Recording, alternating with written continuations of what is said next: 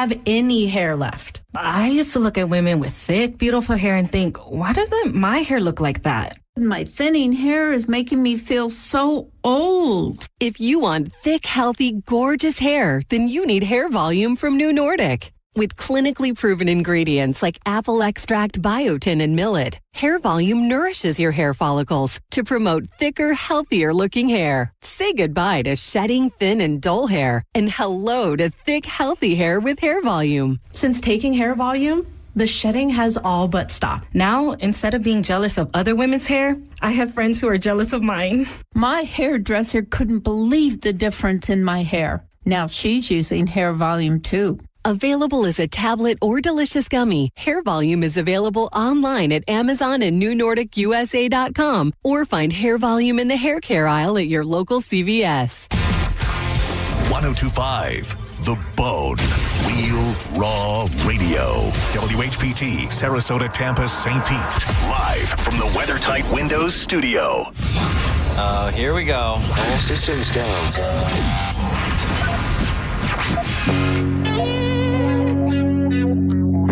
This is the true story about Mac.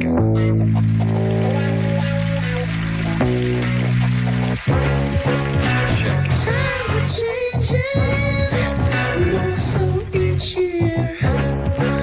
But the early morning Stone Pimp is here. 3, 2, 1. People are expecting quite a bit. Gotta figure out how to make money on this. I really want to. I can feel it down in my plums. We're getting a nice bluish hue. Getting ready to take them to the farmer's market. Okay, baby, but don't hurt yourself with that big juicy hog of yours.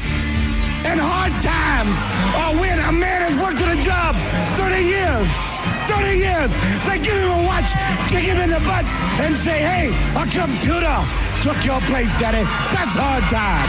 And those cars are going real fast and real laugh, son. But he's gay. He's blind. You ready? Oh, wait. So we're just gonna wing it? There's a big difference between winging it and seeing what happens. Now let's see what happens. Now. Right now. Now, it's Senning Show. With your host, John Senning. Well,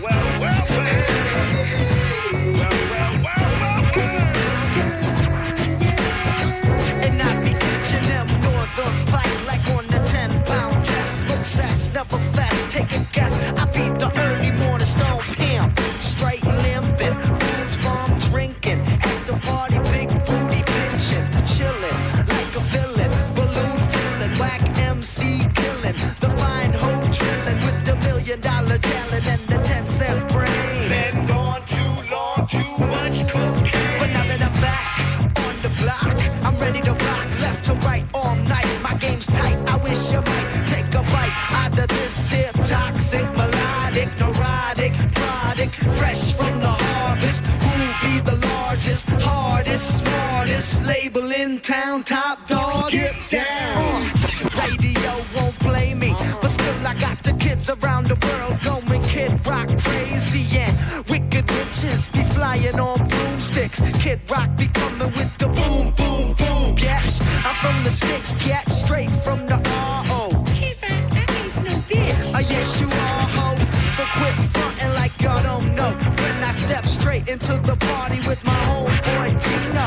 Get a good look, bro, get a good gander. I'm made in Detroit, but my name ain't Stanzler. Spreading like a cancer, a virus. Why you looking really... What? Oh, that was abrupt. I played it all the way to the end. Oh, no. Pete Spriggs, if you're out there, I'm sorry. I let far too much play today. We are here. Hope you enjoyed a little Bob Ritchie. Welcome to Senning Show. My name is John Senning. He is Dizzy. Thanks for being here. If you'd like to participate in the program, 800-771-1025. Get up in the room. We like to push people to YouTube. Saw a lot of people watched later the stream from yesterday. And thank you to everybody who's just so sweet and so kind and sent me nice letters all night long. It was very, very sweet. I saw it was Olympic runner. They said sending minutes in heaven. Oh. I don't What's I don't know what that means. premise on it? I have no idea. Oh, that's a name? Yeah, no, it was just a post. I didn't know exactly what they meant by that. It is Whale Tail Wednesday. Shout out to Corey Puckett for reminding everybody. LE-H7S9Y, new or nah?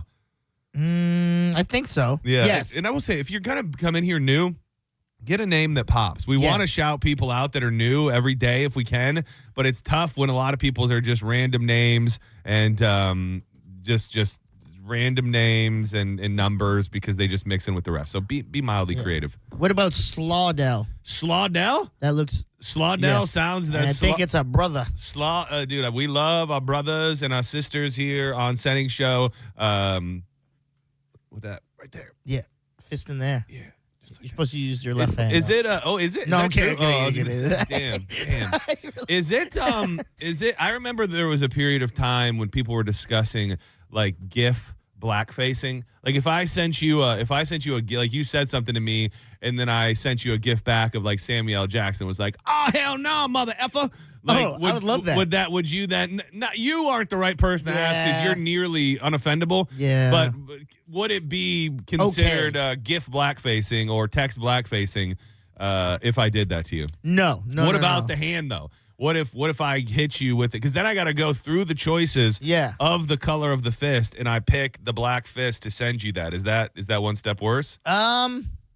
Maybe not for you, but if somebody else who might be. I would probably think some people would be like, "Why'd you go with that?" With color? the black fist. Because even when someone that's black sends me a fist and it's like the yellow or something, I'm like, "What? What's that?" Yeah, that's not your what color. Are you doing? Yeah, keep it real.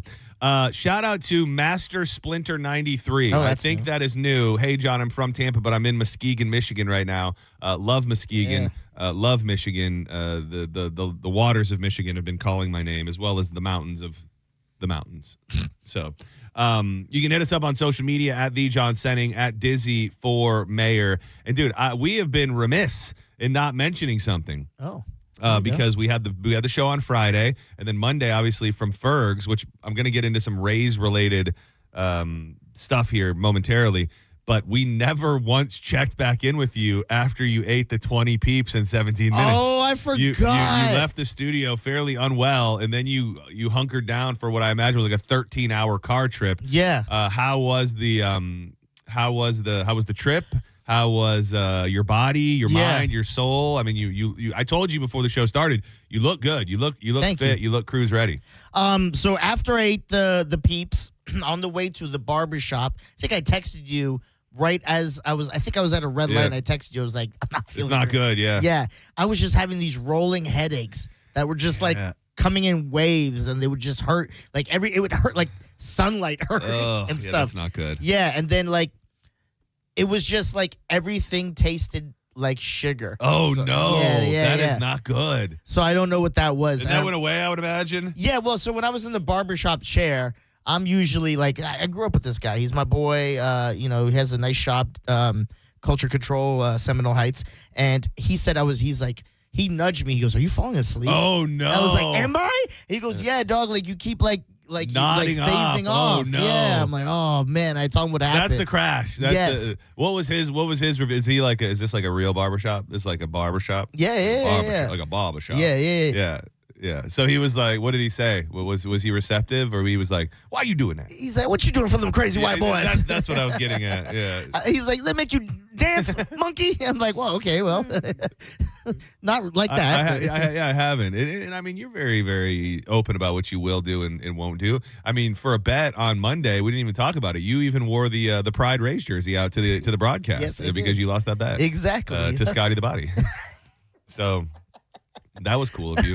But then eventually you started shifting back into feeling normal again. Yeah, I will say when I got to Alabama, and I don't think I even ate anything on the way there really, because I didn't want to eat anything. Yeah, I can imagine so. I felt bloated off those peeps, which makes sense. I would all that sugar and stuff. Yeah, I would imagine they like expand in your gut too. That's what it felt like. Yeah, like they just start like blowing up and blowing up. Because I was like, man, I feel like this shirt, I feel like I'm baby bumping out of it. You know what I mean?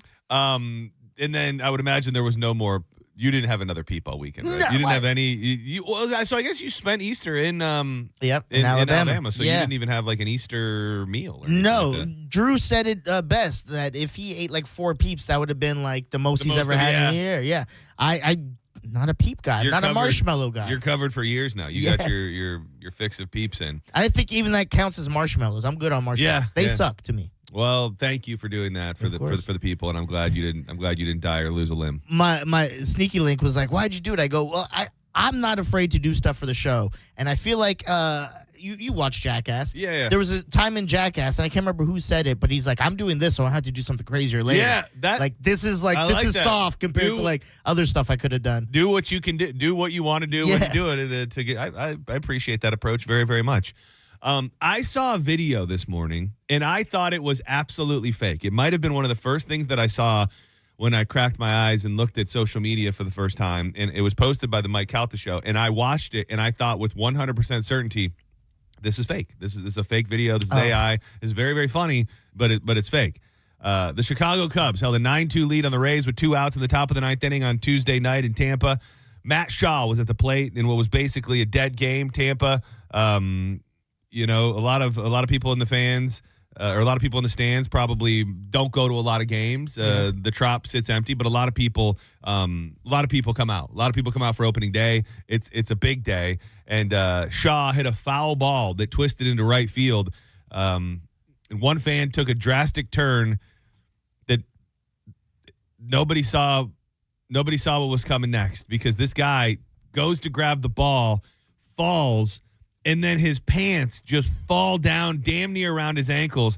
And I mean this with respect, he's a larger man. Yes, he his is. giant white ass was just on prime display. Do you know anything about, did this happen on the broadcast, right? Like this, I would imagine so. I think I think I might have the audio of the broadcast. I don't think they said anything. Fly ball down the right side, and it'll twist off foul. Everybody okay down there? Dude, you can just hear that. Ooh.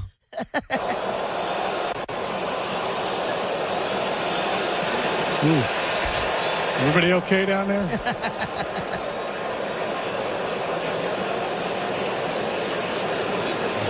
Now, some people probably look at this and they go, how do your pants fall down like that? I don't know necessarily right now, probably right now just as much as ever. I'm, on any given day, one wrong move away from my pants just falling down completely. I think it's part A, I have no ass, which maybe is getting a little bit better with my work at the gym, but I have no ass. And then I think I just have a lot of shorts that are like bigger than what they need to be. So You're not a belt guy. No, I'm not a belt guy. And if you noticed, I don't know if this means I'm letting myself go or if this means I'm really hitting my stride in life, but used to be, this is my path in attire, was cargo short guy. Okay. Eventually, through peer pressure or bullying, got out of the cargo short game. Cargo short game. Easy. Not for me. I accept. Okay, I've moved on. And then I started getting these. A lot of pockets in cargo. Yeah, which I don't necessarily need. And then I moved to like drawstring. Oh, I love like drawstring, almost khaki type shorts. Like I got a lot of them from Old Navy, and they have a string, and I'm like, okay, no belt needed, everything's fine. Now the evolution continues, and every single day here, I'm wearing sweat shorts. Like these are sweat shorts that have a drawstring just the same. And a lot of them, if they're not tied tight or tied right, they could be falling down. Very often when I'm walking into the building, I'm holding something in one hand and holding my shorts up for their life. Like I could laugh at this guy all day, but it could have been me. I'd like to think that my ass would be a little more tan and a little smaller. But man, what a thing for this guy to have to go home and go to his friends after his entire ass has been on display. Oh yeah, imagine if that was your dad and it was like, hey, is that your dad on TV? Or your grandpa or anything like that. We talked yesterday, and I was hoping to take a couple calls before we move on. We talked yesterday about the idea of being pantsed, because there was the lady from SNL who pantsed a 6-year-old boy, and now people are saying she's a sexual predator because she said you could see his little dingling. Now we've got this guy at the Rays game. You know what the saddest part about it is?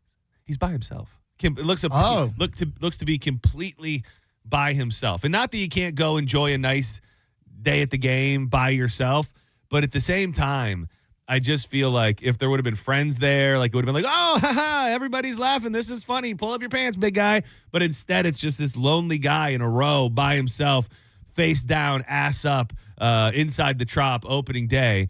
So what I was hoping to get, and we've got, hold on, let me tell you what we got real quick, because we do have some takes. I know we got Kid Rock. If anybody's looking to go see Bob Ritchie on May 30th, but I think we also have Foreigner and Night Ranger tickets. They're coming to the Bay Care Sound. I'm looking to hear people, women would be best, but I'll accept men too, wardrobe malfunctions in public. Because it does happen. Yeah, and I would think just based on women and what they wear, it happens to them. Nip slips. Slips. You got, dude, I don't even understand some of the things that women wear. Like the idea of a, what's this called? There's a tube top. Like, I understand the premise of gravity, and especially if you got some big old thick milkers. Some Twin Peaks. Yeah, some Twin Peaks, as someone call it. Like, it's just resting there. But I just feel you've got, like, dresses, strapless bras. I don't know how there's not just titties popping out everywhere every single day. Like, it's just there's tape involved and all sorts of things. Another underrated place, I bet it happens to men, like on the job site. Oh no, where are we going? No, I don't even know if I meant that when I I said was like, what are you talking about the job site? I'm just kind of envisioning plus size men, rugged men on the job site, like this guy, like plumber's crack is the thing. I'll give you that. Like, okay, that's where my head went. To for me, a second. if you're a plumber's crack type of guy, then you're one move away from your pants just falling completely off of your ass. Yeah, okay, yeah, you're right. 800-771-1025 if you do want to share your wardrobe malfunction with us for some prizes here to kick off the show today. Do camel toes count? Oh, camel toe. Well, let me ask you this question. Can a woman leave the house with a camel toe or a moose knuckle without knowing it? Because to me, a wardrobe malfunction is something that happens in the moment that's kind of embarrassing. Like, can you just miss that whole part of your look, and then all of a sudden you get out and you just look down and you go, oh, damn. I imagine most women aren't like guys who just go to like the bathroom mirror and be like, I'm good. Like, they have the full-size mirror. So I would say you're probably right. Most of them can nose before they go out, but I'm sure there's happy accidents.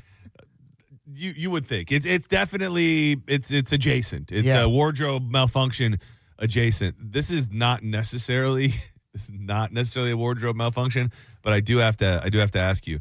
It's a painful question. Oh no. Have you ever zipped up your wiener? No, God, no. Dude, I used to. You've done it? Not only have I done it, no. I used to have like a problem with it. Like, I don't know what it's so big. No, I get it out the way. Dude, I get it. No, dude. I want to change my answer all the time. No. Dude, I was very, very young. And when I was young, I'm probably 5, 6, 7 years old, I refused to wear underwear. It was just a thing. And because of that, I would always zip up my dangalang.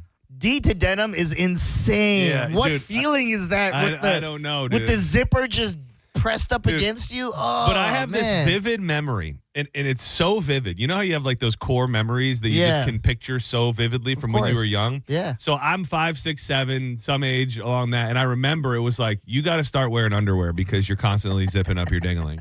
And that was fine. So I remember I got not my first pair of undies, but I remember these undies specifically. Yeah. They were like tighty whities? They were tighty whities, but they were the ones that had like the red lining on them, and they had all of the superheroes all over them. Yeah. Funny thing is, was not a superhero kid, so I don't know why they bought me these. But either way, you're a wrestler kid. I just remember being like, okay, I'm underwear. And I was at my grandparents'. My grandparents owned a campground in northern Michigan. Oh, and wow. I was at the campground in the public bathroom area. Big debut of my new undies, and I remember somehow, and this isn't, before I say it, this isn't my hog was so giant when I was a child that it burst its way through my undies, but somehow my little baby wiener like made its way through the hole in the underwear. So on the day that I first started wearing underwear, I still accidentally zipped up my wiener. Oh, man, the fruit was hanging out the loom. I don't know, dude. That was very something about Mary, the Frank's getting above the beans. Yeah. That really spoke to me. Like, I don't know. I haven't had a doctor look at it, but I bet there's like some scar tissue on the underbelly of all the years that I zipped it up. Man, I've never done that. I only thought it happened in that movie. I don't know people who've done. You're the first to like openly admit that that's happened. I've never heard anyone do it. And I don't think it happened much as I got older. There was just a weird period of time, and I don't know. Like, it doesn't make a ton of sense that it could happen even more than once, let alone repeatedly, and on the first day you got your new superhero underwear. But I just remember it was a real problem for me. That's insane. I still can't get over you not wearing underwear. I guess you were younger, so it's a little better. Do you still do that sometimes now? Be honest. Zip it up? No, I hope not. The what? Denim, D to denim? No, but I also, dude, I really wear jeans. I have one. Here's the deal. Truthfully, I have one pair of jeans. Yeah. I have one pair of jean shorts. They're the only, and the jean shorts are half a joke. Yeah. So I very rarely wear either of those. So it's much easier to go, free ball in the sweat shorts like I wear now. Yeah, I used to love wearing jeans. Now that I'm older, I'm like you, track pants and stuff. And also, I like nice shoes. And if they're white, you cannot wear jeans here because they will bleed into your shoes. You never knew that? What?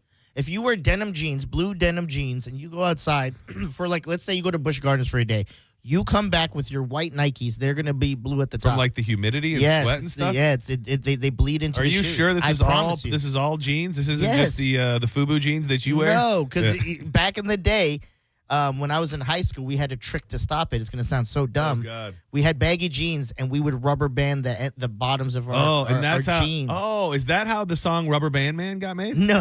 No. Oh. Was that serious? What? No. Oh, okay. No, I don't think so. I mean, it would have been interesting if you said yes, but no, I didn't really think that was possible. You go back and listen to songs like, it makes sense. Yeah, Rubber Band Man, wild as the Taliban, 9 in my right, 45 in my other hand. Senning Show, you're live. Who's this? Hey, this is Ron. Hi, guys. Hey, Ron. What's up, buddy? Hey, I had a really embarrassing moment about losing my pants. All right, lay it on me. I was 18 years old playing church softball, and I was a pretty good athlete at the time, so I was playing left field and catch a fly ball and was jumping like up over the fence to catch it's going to be a home run. The fence was like 5 feet tall. So I hit the fence, flipped over. My pants caught on the top of the fence.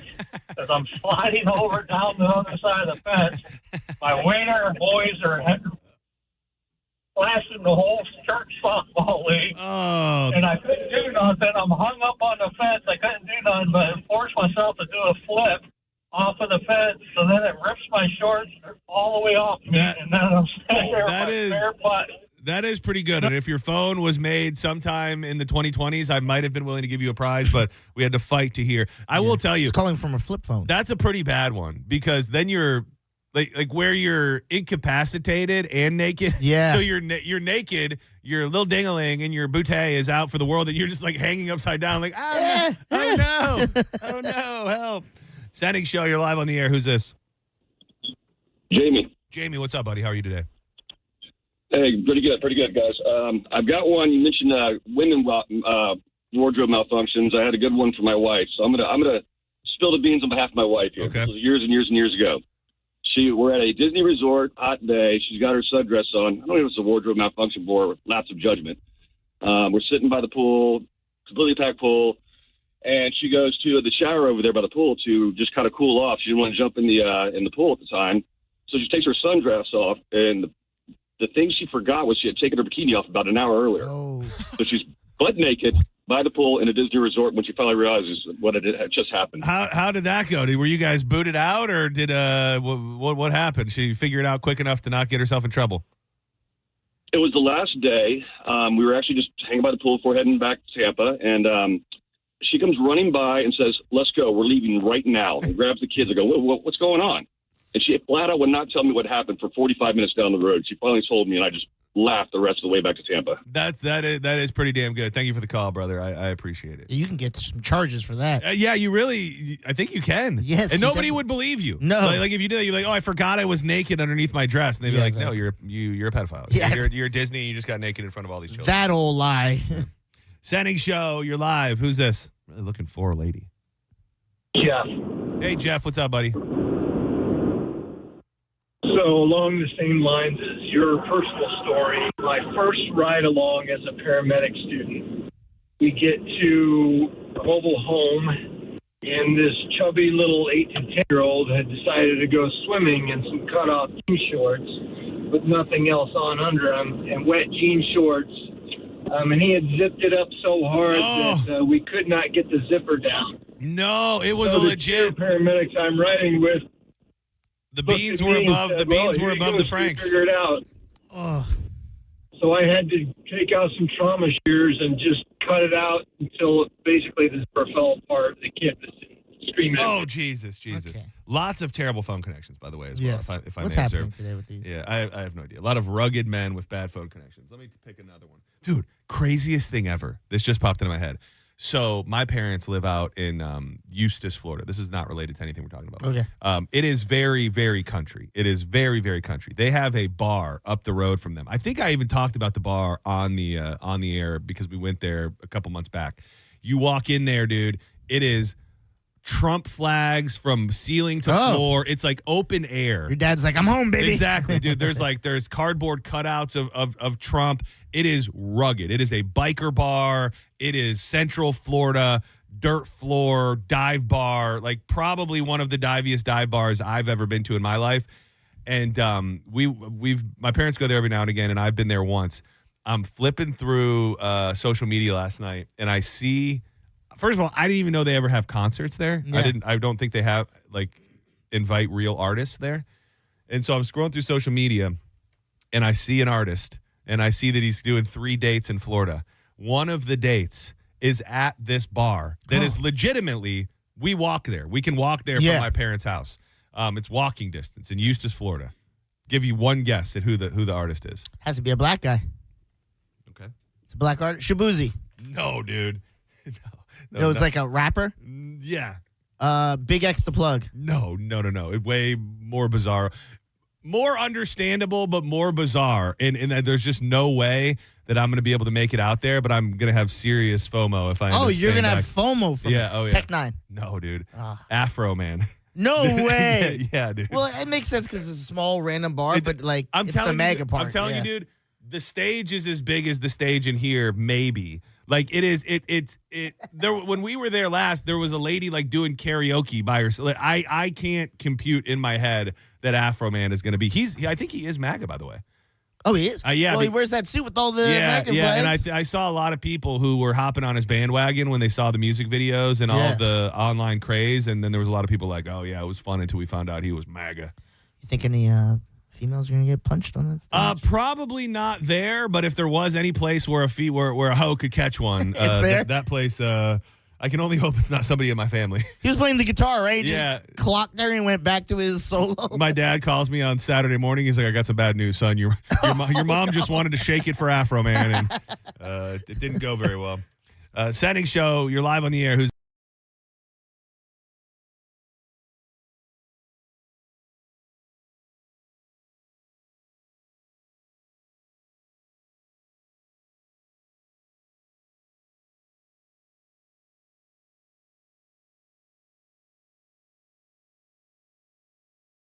singing in high school.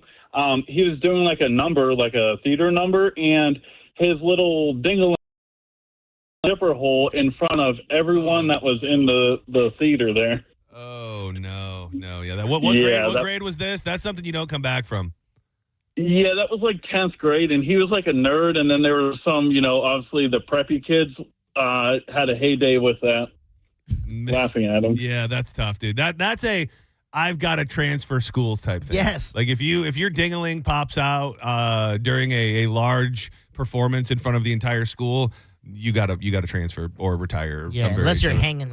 Oh yeah, unless it changes your life for the best. Like everybody's. Oh talking no, about it changed his life. He could brag about it, but at the same time, that's pretty shameful when you're not, in the right mood at the right time. Yeah, I know. He was You gotta prep it. Yeah, he was a grower, not a shower. I feel you. He needed a little fluffing from the boys in the choir. Yes.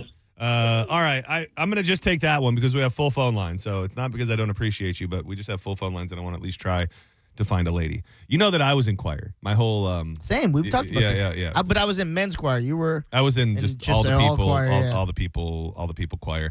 Dude, there's a video out there, and I don't know why that guy brought it. Probably embarrassing moments pertaining to choir. We did a Christmas, Christmas show, or whatever it was, and we had this. I don't know if it was the whole song was about fruitcake. What? But I don't know. What? It was just a Christmas song about fruitcake. I think so, maybe, because all I remember was so many jokes, but there's been a cease and desist. So I'm keeping them to myself. And if you you know me, this might not surprise you, but so there was a part where the guy, shout out to Garth Starr, that was our choir leader. Garth Starr, Garth Starr, dude. Terrible name, dude. Garth Starr, dude. That's like a half American Idol / porno name. I mean, Garth Starr. But sounds like an old quarterback. Garth Starr takes the field. Yeah, Garth Starr drops back. Yeah. And Garth Starr had this great idea that in the middle of the song he wanted somebody to come up with a rap. Oh, so there's the song, and then in the middle of it, I do a rap. Oh, hell yeah! And there's a video of this. And there's a video somewhere. My parents probably have it. I haven't seen it in years. Can you break me off some? I don't even really. I don't. Truthfully, what was a rap about? Fruitcakes? It was about. I just kind of remember the last line was like something about a decision you got to make when your grandma goes to the kitchen and pulls out and then it was like this big thing where everybody yelled at the end, fruitcake. But it was so funny because we were like all in like nice choir ensembles, right?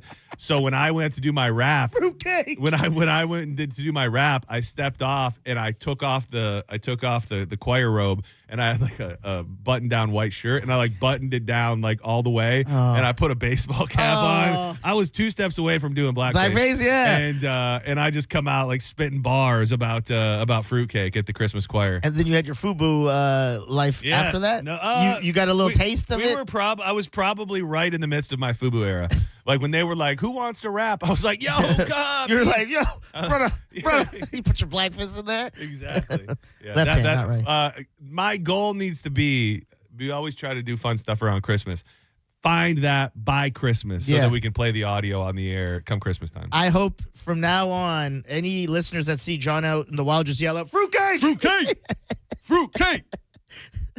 All right, let's. I hate to be a sexist, but I really want to find a lady. Hello, who's this?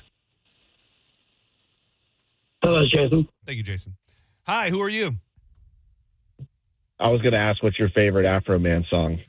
That's a tough one. I really like Palmdale. I always come back to Palmdale.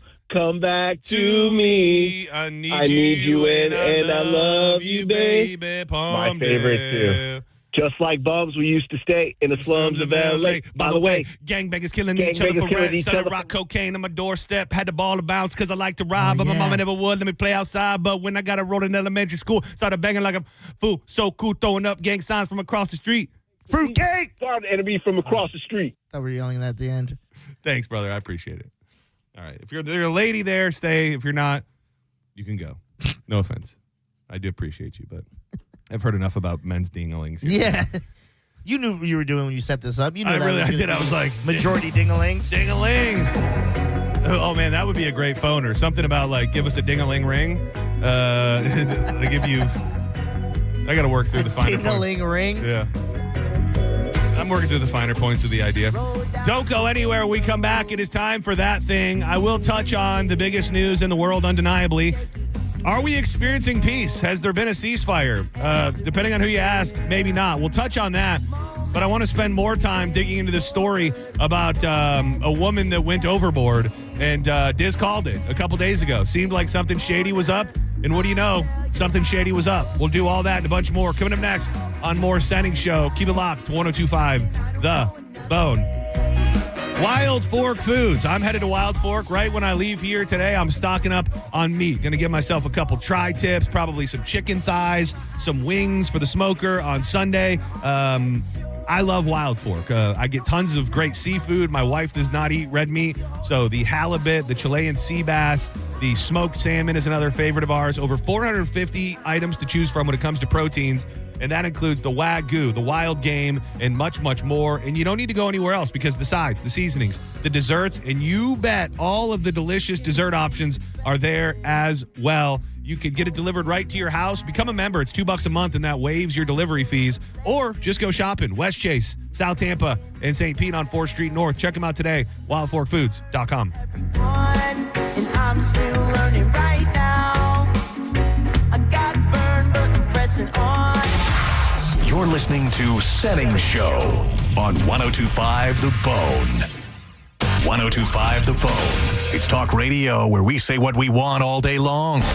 You know that crazy you think about all day, every day? Well, you may think it, but we say it. That is 102.5 The Bone. Real raw radio. In a motorcycle accident, the details make all the difference. Was the driver who hit you not paying attention? Were there hazardous road conditions? Were there eyewitnesses? We don't depend on the accident report because it's not admissible in court. We conduct our own investigation. And we know doctors who can testify to how the injuries will affect you for the rest of your life to try and get you the money that you'll need to take care of yourself. Farah and Farah, Tampa. What up, Bone fam? It's your boy Dizzy, aka Mr. Half the Show's lineup, and I'm here for Kava Social Club. Kava Social Club is what I like to call business in the front, party in the back type of establishment. You walk in, and first of all, you have the most amazing staff that you could ask for. Any questions or concerns you may have about the Kava Kratom or THC drinks, they're more than happy to answer, as well as probably help you craft a drink that fits perfectly on what you're looking for. Nice, easy music always playing. You're able to have a simple conversation at the bar or on one of their comfortable-ass couches. I gotta say, you could either have a nice conversation, you can get some studying done, or, if I'm being honest, even a great place to have a first date. Now, the party's in the back. There's always something going on at the Tiki Hut. Whether you want to go play a game of cards under the Tiki Hut, there's games to be watched. Anything you could really think of is going on back there. And if you're like me, you'll really appreciate that back there, they went green. Check them out online at thekavasocialclub.com or on social media at Kava Social Club and find some events that work for you. Kava Social Club, where your vibe attracts your tribe. Boolah, baby. Is your financial advisor managing your risk or just a spreadsheet? Hi, I'm Jeff Jr., founder of Trajan Wealth. Many financial advisors rely on target date funds, which are one-size-fits-all portfolios that don't know your name, your family, or your goals. And that passive management can leave you dangerously exposed. At Trajan, we look at the whole picture, not just the stocks everyone else buys, but the private market opportunities most advisors ignore. And as fiduciaries, we build a strategy around you, coordinating your investments, tax strategy, and estate into one cohesive plan. Your financial life deserves more than just a generic portfolio. Real planning isn't a stack of statements. It's the confidence of knowing where your income will come from for the next 30 years. Good enough isn't good enough for your family. It's time for a change. Schedule your complimentary consultation today. Call Trajan today at 813-212-0500. That's 813-212-0500. Advisory services through Trajan Wealth, LLC, an SEC registered investment advisor. Private equity investments require accreditation. Other services through Trajan Estate and Trajan Tax. Additional disclosures at TrajanWealth.com. This is Greg Trusinski from the Original Mattress Factory. I want to share the story of a couple I worked with recently. After receiving a quote from a competitor for a mattress, they visited OMF and found a mattress that was a great fit for them. They were so pleased with our quality and value that they ended up purchasing 2 mattresses, a box spring, headboard, and frame. Their total at OMF was roughly $400 less than what they would have spent on just the one mattress at the competitor. If you're ready to get better sleep for less, visit us at originalmattress.com. Pet owners and parents know the struggle. Every time dogs or kids go outside, they track mud right back in. If you're tired of scrubbing floors, you need Muddy Mat, the anti-mud mat that cleans paws and shoes before they ruin your home. Only Muddy Mat features thousands of ultra-soft microfibers that are 5 times more absorbent than ordinary mats, instantly trapping dirt and water to protect your floors. Put it by every door, under pet bowls, in the kitchen for spills. It even makes a perfect bath mat. And it's 100% machine washable, so cleanup is effortless. Since getting Muddy Mat, I don't worry about what my dog gets into. His paws are clean the second he steps off. No more mopping. I love it. Thank you, Muddy Mat. Right now, get a free medium Muddy Mat of $50 savings with your order of 2 or more mats at buymuddymat.com. This offer is only available at buymuddymat.com. That's BUYMUDDMAT.com. Don't wait. Get your free Muddy Mat today at buymuddymat.com.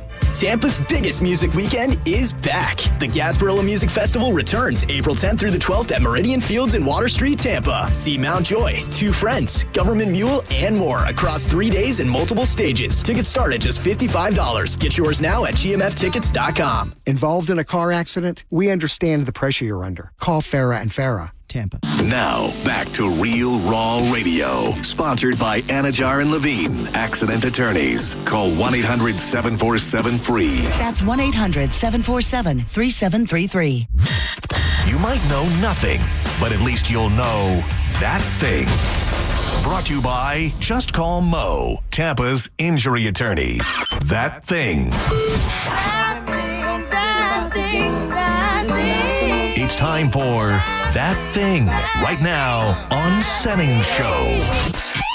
1, 2, you know what to do.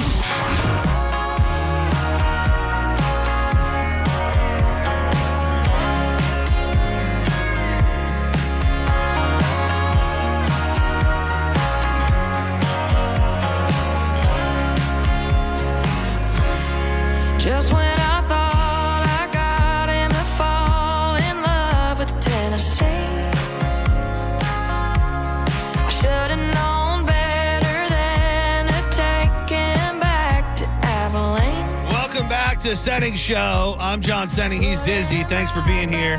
800-771-1025. Dude, I got some snitches out there. I want to make sure I say it so I don't forget to tell Drew.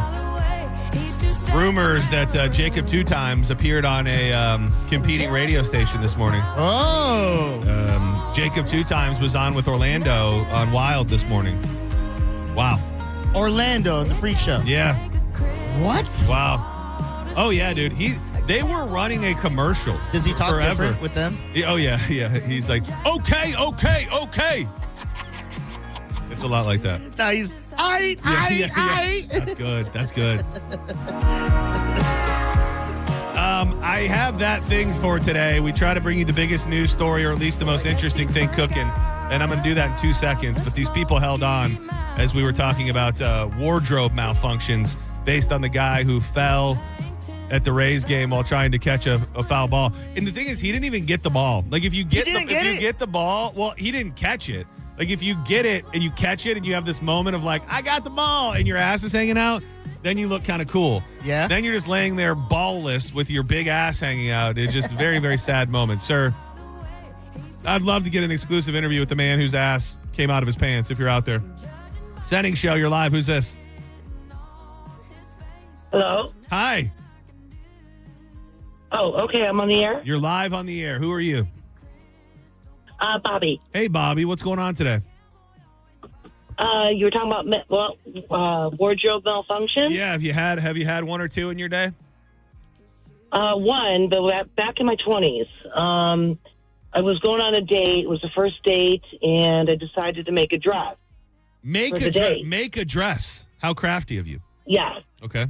Yes. But I wasn't very good at it. It was a material that was real silky. Okay. And, let's just say it came apart while I was on the dance floor. Oh, wow.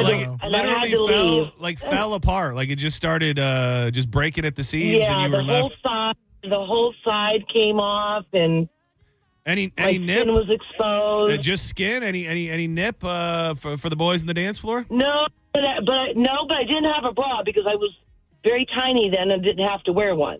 The good old days, am I right? I had to go home. Oh, no.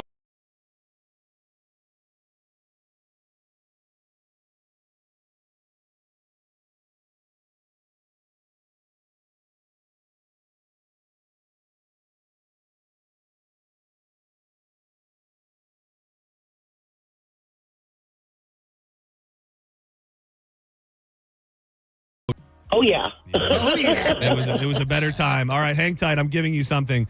You want to go? If you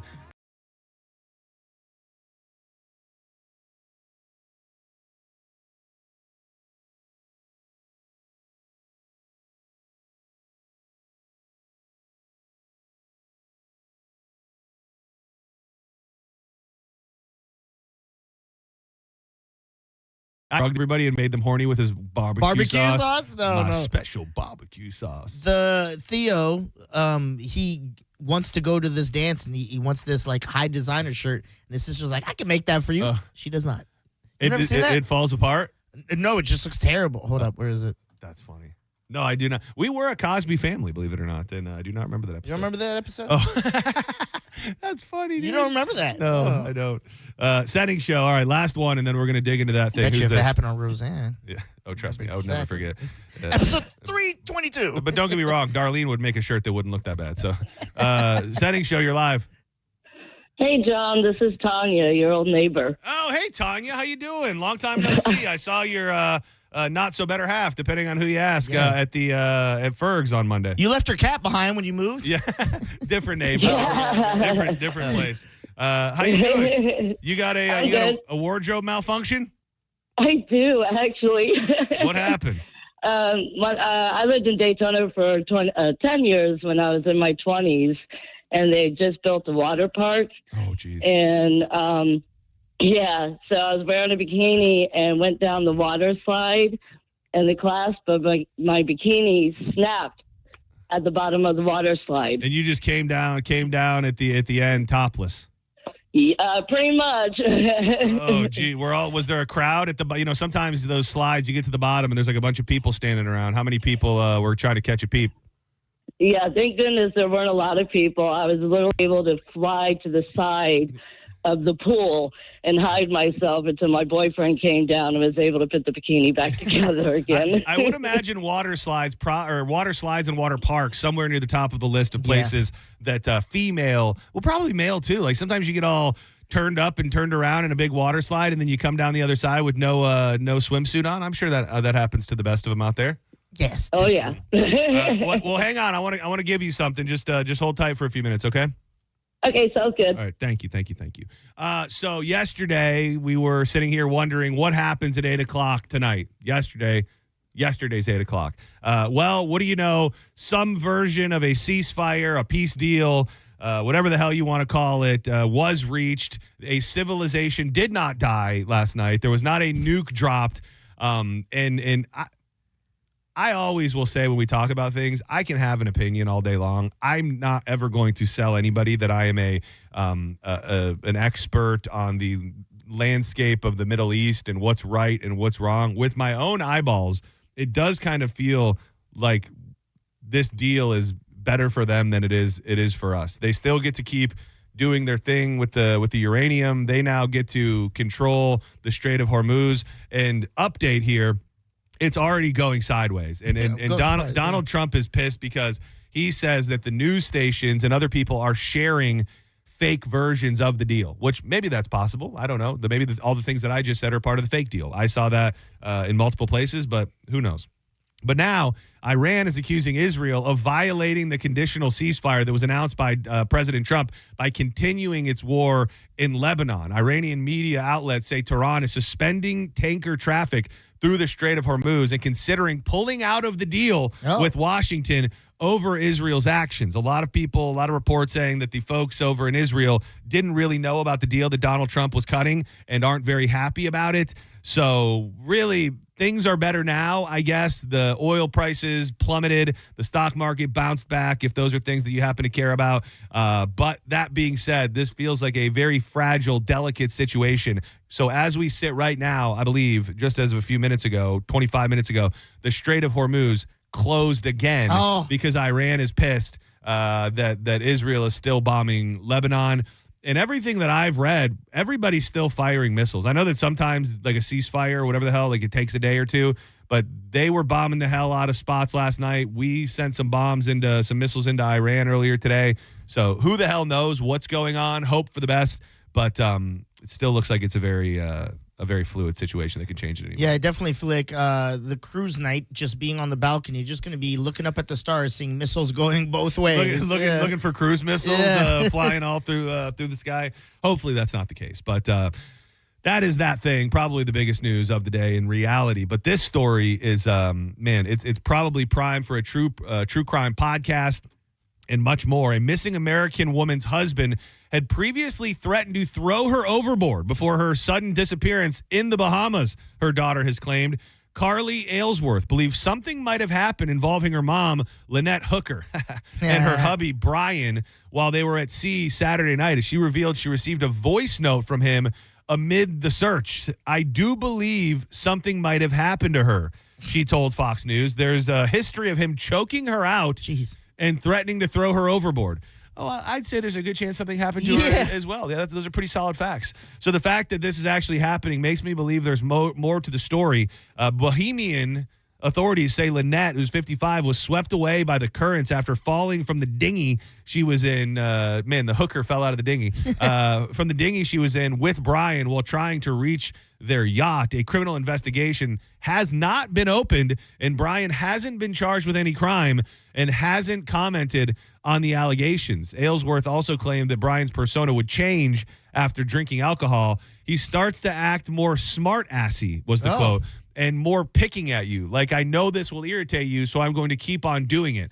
Lynette and Brian left Hopetown after sunset on Saturday to reach Elbow Cay. It is, I know they could still dig and they could try to figure something out, but I wonder,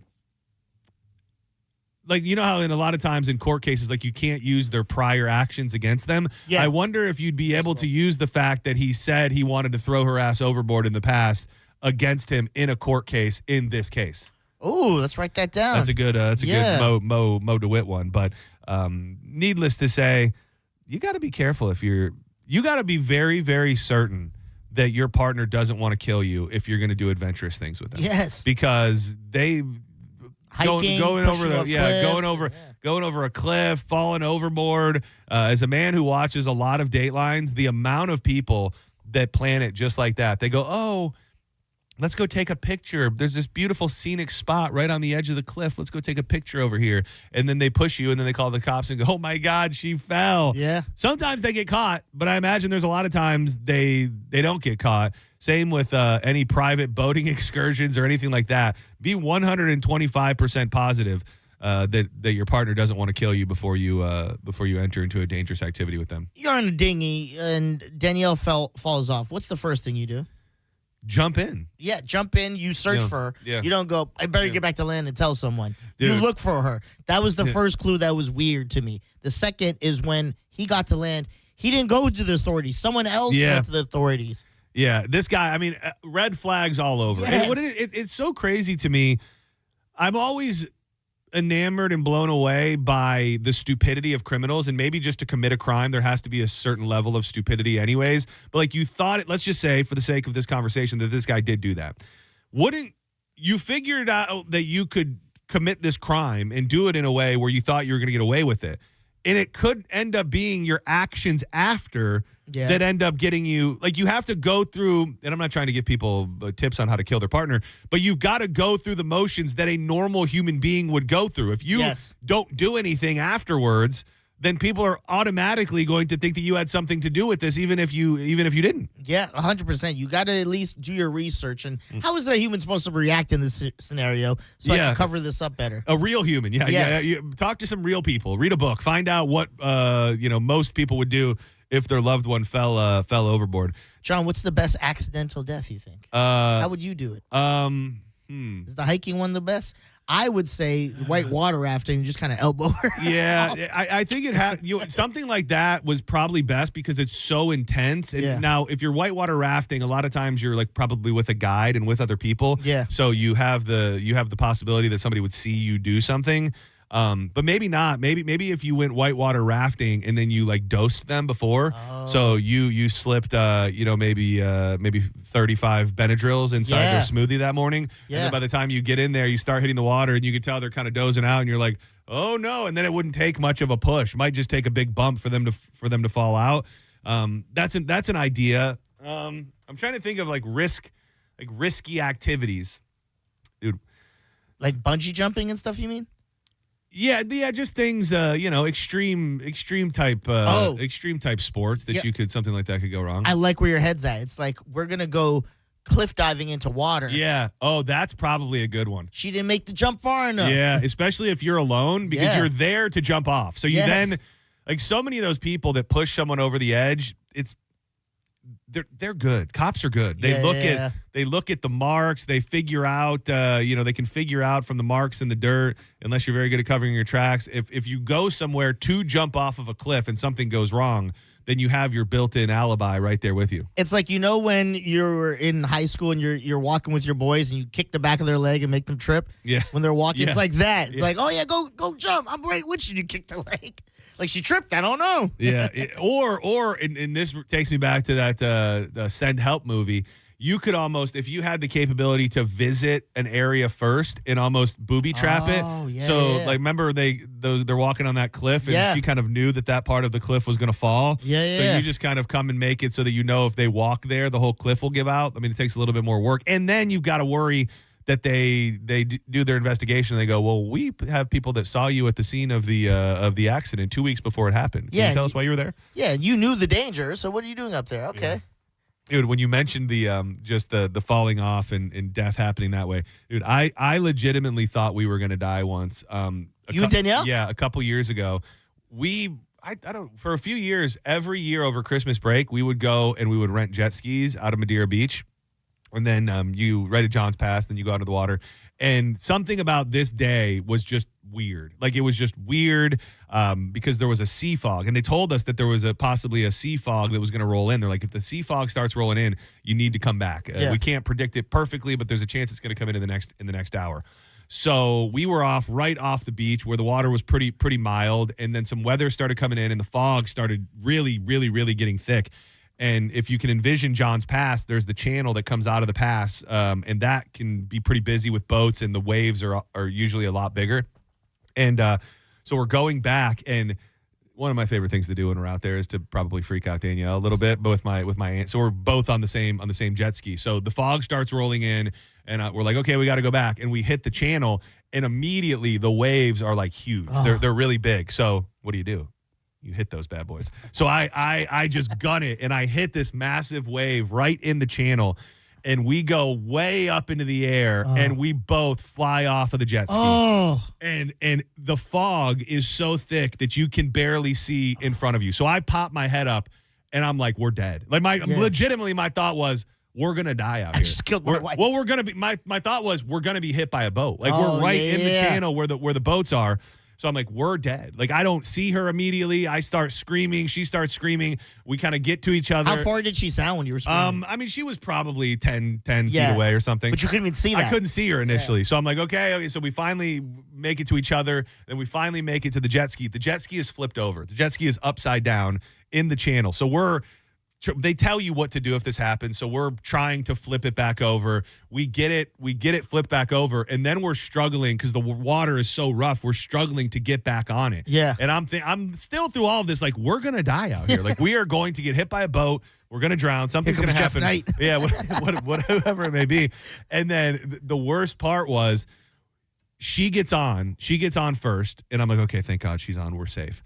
And then I'm getting on. I'm struggling. At this point, I'm tired. I'm exhausted. I can't barely pull myself up. And I get on, and I remember I finally pull my body weight up, and I put my left foot down, and I flipped this bitch again. Oh. I flipped the jet. She went off the jet ski again, and we both ended up back in the water with it upside down. And it took us a bit to get back on it. And during the whole entire time, I was like, we're going to die out here. Yeah, it's like the movie you had me watch. They're stuck out in the Gulf or whatever. Which one was that? With the football player who died. Oh, yeah. Yes. Kind of. I mean, and we could see land. I mean, if it really came to it, we could have probably started Wait, how could swimming. you see land if you couldn't even see each other out there? No, I'm saying we were close enough to land. Okay. Like, we couldn't see. I just know that it was there. I knew the direction to head if there was. Can't see my wife 10 feet away. 2 miles is Tampa right there. No. I mean, the bridge is probably 500 yards away or something like that. So that would have been an emergency, and I would have not wanted to swim that distance in the fog. But how did it end? Did you survive? Yeah, we did. We did end up.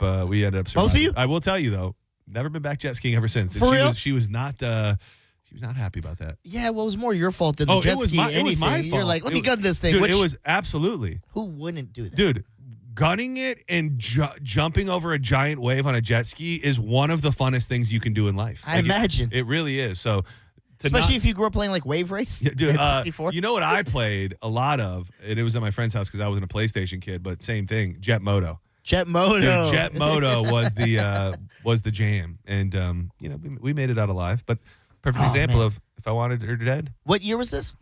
Within the last 2 years, probably. Oh man, so you could have had a GoPro, and that would have been. Oh my gosh, the footage dude. of that would have been amazing. That would have been pretty cool.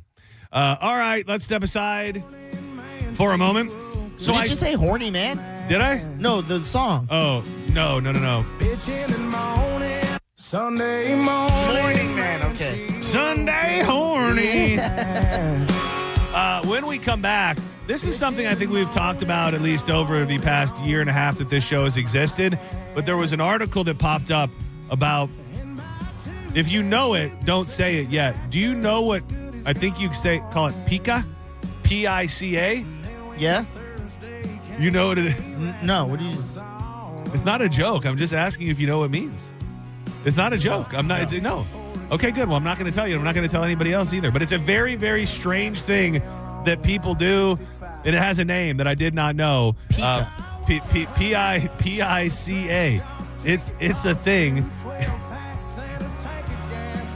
It's a sex thing? It's not a sex thing, but when I see people who do this, I struggle to find out how it's real. We'll play some audio and we'll talk about what it is and how people are finding treatment for this. I guess you could call it a sickness. Pica.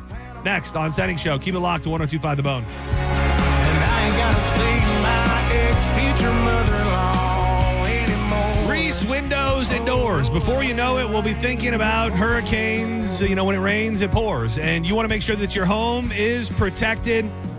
And with Reese, plenty of reasons to get excited. First of all, family-owned local business. Love that. All of the products are made in America, and they come with a double lifetime warranty. Our buddy, a cat named Mo, got his house decked out with Reese windows. He absolutely loves them. They get most windows installed in under 8 weeks. And again, that double lifetime warranty that transfers when you sell your home, which can increase the value of your home. And Reese wants to give you an opportunity to get $25,000 in free windows. All you got to do is text WOW to 20129. That's WOW to 20129. You can also get a free quote today at reesewindows.com. I got the last spot in the Hooters parking lot, and the waitress left her number on my check with a heart. You're listening to Senning Show on 102.5 The Bone. It's Lightning Hockey on 102.5 The Bone. Tomorrow night, your Tampa Bay Lightning hit the road to take on the Montreal Canadiens. Puck drop is at 7 p.m. Don't miss a single game. Listen to every Lightning game all season right here on the official station of the Tampa Bay Lightning. 102.5 The Bone. Real, raw hockey. Injured? Take back control of your life. Call Anajar and Levine, accident attorneys at 1-800-747-FREE. It's the first day of the first grade, and she found a new best friend. It's a laid-back Sunday afternoon you wish would never end. The homemade taste of Bluebell and good friends gathered round. The good old days are being made right now. New Bluebell Brookie a la mode ice cream brings brownies and cookies together like never before. Big chunks of brownies, soft chocolate chip cookie pieces blended into a rich, creamy brown sugar ice cream. It's not too good to be true. It's just that good. The good old days are being made right now. The good old days are being made right now. Look for Bluebell ice cream at all Winn-Dixie supermarkets. I'm Ultima Morgan of Morgan & Morgan. Every time one of my children started driving, it was terrifying. Thousands of accidents happen across the country. We see it every day. If you've been injured in a car accident, call us. Dial pound law or visit forthepeople.com for an office near you. Hey folks, it's Bruce Woodburn here, the Lone Arranger. I've helped over 10,000 families become homeowners. And I'll tell you something right now, it's a buyer's market. Sellers are offering closing cost credits. They're making repairs, and there's plenty of room to negotiate. That wasn't the case a a year ago. Waiting for rates to drop? That's like waiting for gas to hit $1.25. Sure, it might happen, but how long are you going to sit on empty? Meanwhile, home prices just keep climbing. Marry the house, date the rate. You can always refinance later when the timing is right. And don't forget, I've got programs with zero down payment, low down payment options. And if you work with one of my vetted real estate agents, you can get up to 25% of their commission back in your pocket for closing costs. Folks, I'm not here to sell you. I'm here to help you win. Call 407-706-3313. That's 407-706-3313, or go to WeBringYouHome.com. That's WeBringYouHome.com.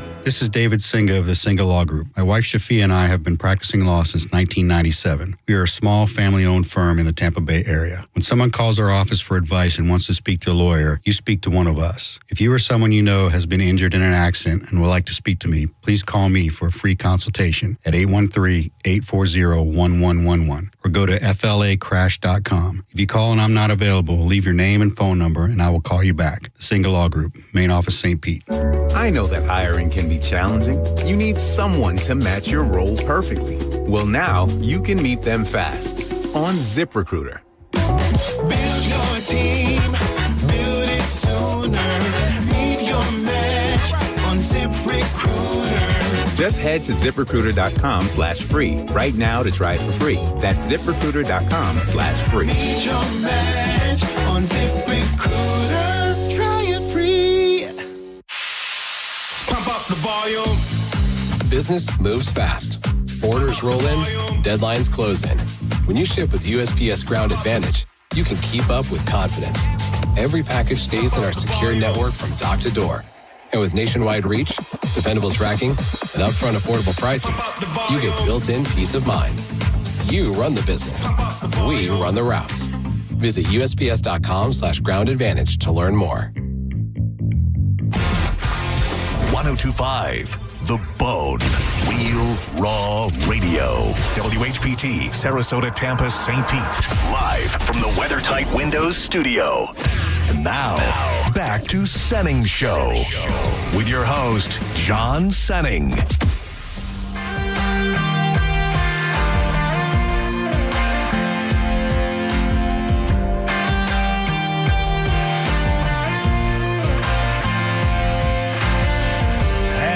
A good time since you know when. Got talked into going out with hopes you were staying in. Welcome back to Senning Show. It's a Whale Tail Wednesday, if you didn't know. 800-771-1025 if you want to be a part of the program. Thank you to everybody who watches every day and is watching right now. The Vroom Vroom Room on YouTube. All you got to do is look up 1025 The Bone. And this, you can do this any time of the day. I'm pretty sure most people understand that. But 1025 The Bone streams live video starting at 6 a.m. with Mike Calta all the way to 7 with Drew Garabo. So at any point, you just type up 1025 The Bone on YouTube. You'll see that little circle is glowing red. Click on it, and you'll be watching. You'll be there along with all the other fine folks. Social media, at the John Senning, at Dizzy for Mayor. From the moment when. So I asked you if you knew what pica was. Yes, pica. no idea. Pica. Is it pica or pica? I don't know if it's even actually meant to be said or if it's just like an acronym. We're going to find out together. You are what you eat. And for those with pica, that can be downright dangerous.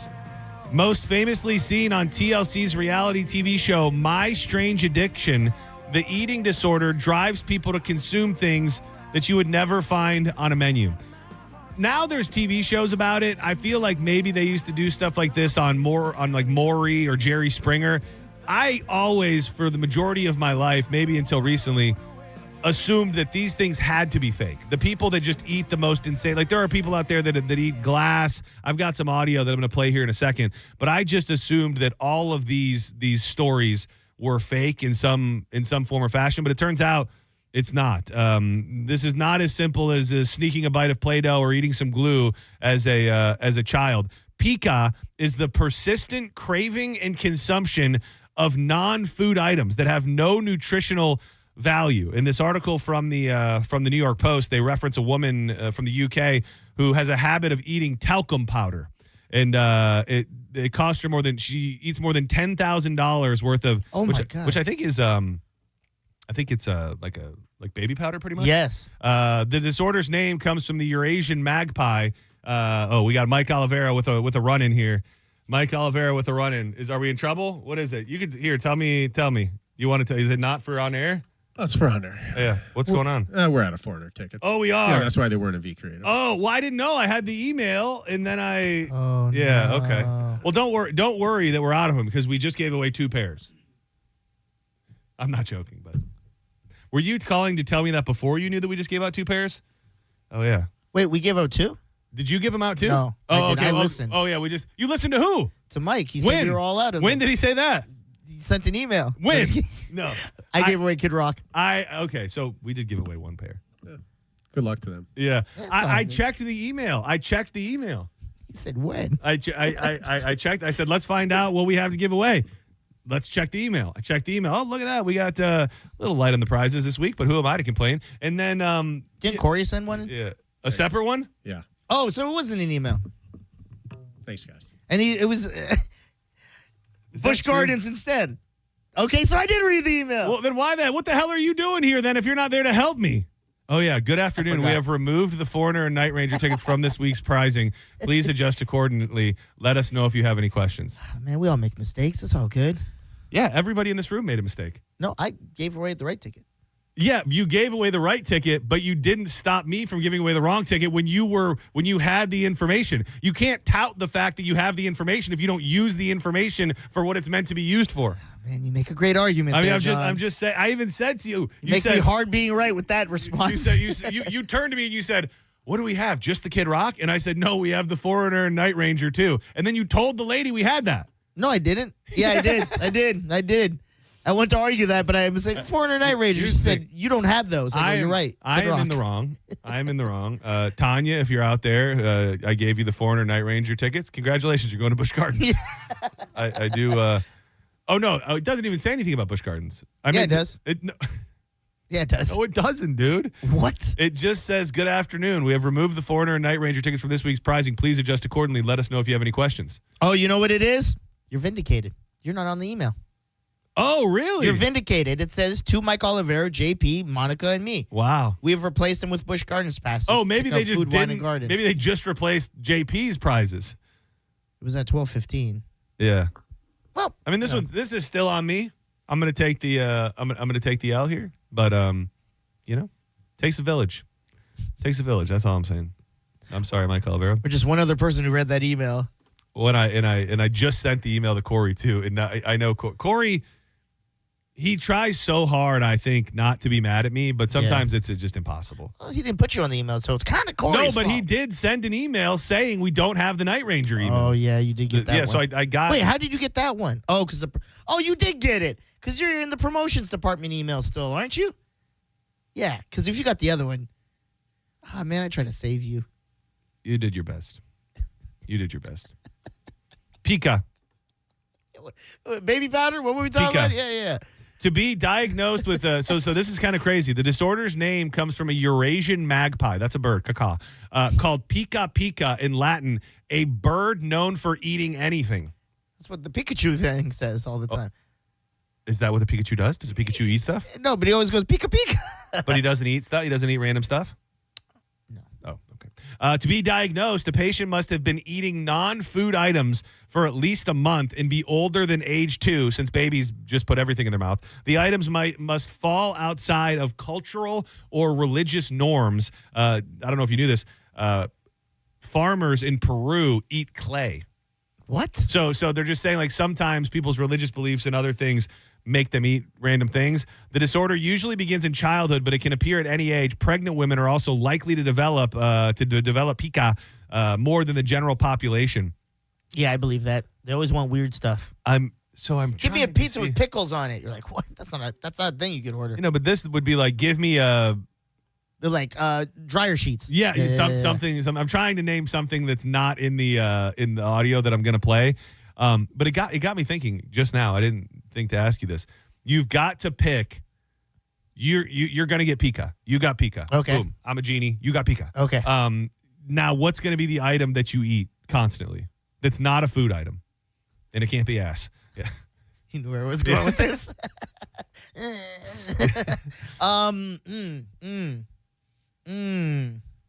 Can it just be something I have?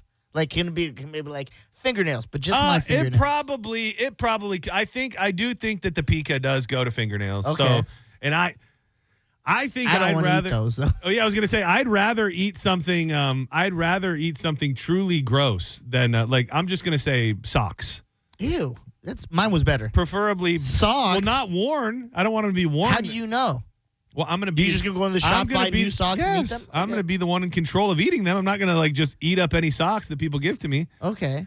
Man, it's hard to come up with random things to eat. Yeah, I'm like looking around the room, just looking. George Glass. What about styrofoam? But styrofoam seems it would be like the little packing peanuts. Yeah. And stuff. Like packing peanuts. That would be a would be a good one. Can I dip it in stuff? Like if I'm dipping it in Chick-fil-A sauce, it'll probably still taste good. Actually, yeah. Dude, I made some wings last night, and I dipped them in Chick-fil-A sauce. When you don't eat Chick-fil-A sauce for a minute, and then you have Chick-fil-A sauce, like it's a joy. It's an elite sauce. Yes. Like the Chick-fil-A folks, they nailed it. They nailed it on the Chick-fil-A sauce. They really, really did. You know what it supposedly is, right? I imagine some form of like ketchup and mayonnaise with like some type of. No. Something else added to it? Nope. I think both of those things are wrong. It's ranch, honey mustard, and barbecue. Really? Yeah. How do you? Okay. It's a thing. All right. Yeah, I like to get the Chick-fil-A sauce on everything. Like if I make a sandwich, I'll dip that. Dude, you can really dip anything in Chick-fil-A sauce, including the packing peanuts that you want to eat. I was looking through the story and through the study to see if they had and this is just an observation. Nobody get mad.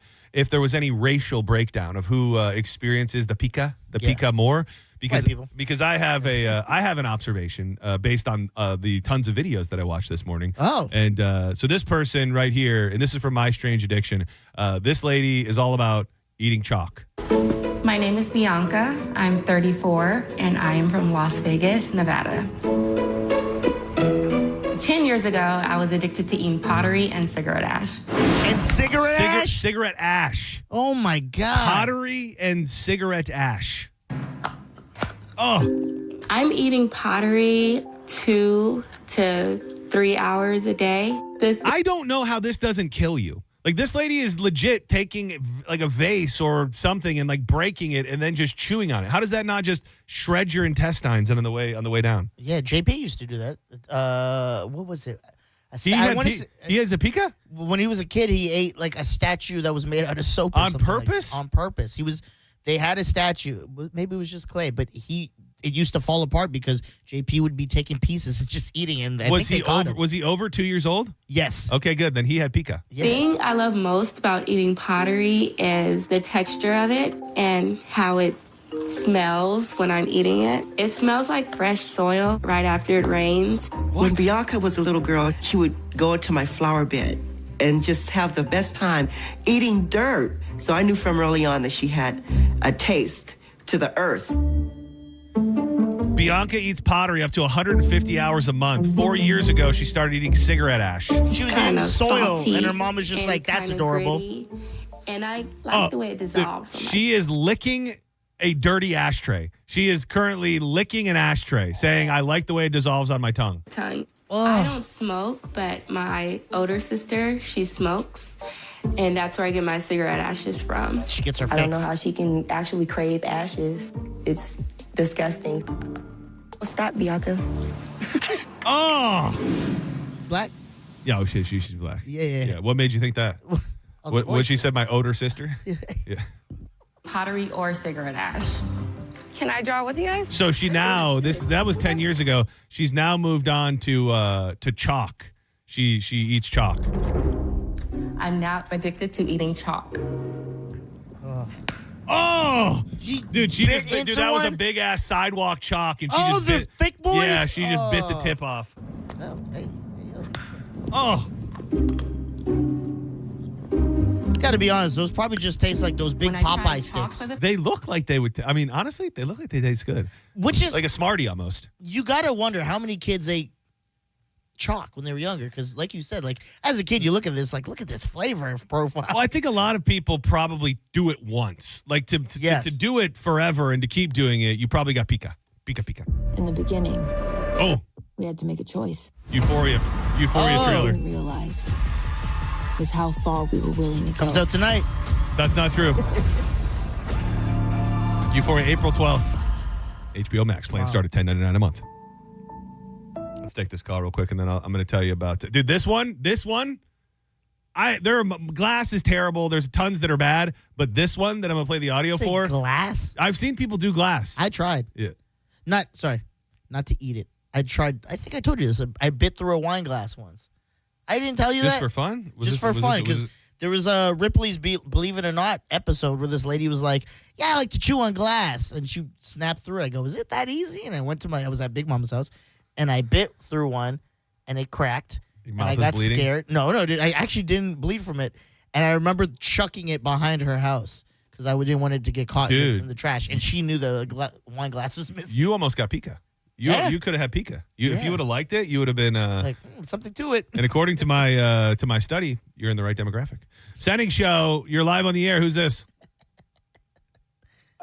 Just to protect myself, because I'm a nurse. I'm going to tell you my name is Sparky. Hey, Sparky. I had love the show, man. You guys are awesome. Thank you, brother. You're welcome, pals. So I had a patient, young man, and he would eat talcum powder. We caught him doing it, and he was really sick. He had sickle cell anemia. His lungs were shot, and that stuff was really dangerous for his lungs, but he ate talcum powder, and he told us it was to give him better breath and stuff. But we had crazy. Oh my God, it was crazy. No, I'm sorry to lean into only this part of the conversation so much, but I'm conducting a study based on some of the details you told us there. I think I might know the answer, but what was the race of this gentleman? He was African American. Yeah, pika. Yeah, the sickle cell anemia would give that away. Yeah, also. I know. I wanted you to say it. Okay, sorry, Sparky. Yeah. I appreciate you. I appreciate you, calling. Are you still working in the? Are you in the ER? Did you say? No. I work now in the ICU, but this was a long time ago, about 20 years ago, and I'll never forget that. It was. We had to pull all the baby powder bottles out of his room and explain to him, and still family would sneak it in and stuff. It was really bad. I couldn't imagine eating it, let alone craving it like I had to have it. Well, thank you, Sparky. I appreciate it, buddy. All right, have a good day. You do the same. So if you ever get invited over to like a cookout or something, and they're like, "What are you bringing? Potato salad with raisins?" You're like, "No. I hear you people like baby powder eat, so I'm bringing that." You should do that. I'm only going off what I see. Okay, here. This is nothing but just mere observations. Now, this woman, this might be the craziest. And again, I would think this would kill you. Like, I would think you could do this for a couple days and then you would die. And I'm addicted to drinking air freshener. Oh, she's black. What I love about drinking air freshener is the taste. She's like, hello. There's a million air fresheners out there, but she sprays in her mouth.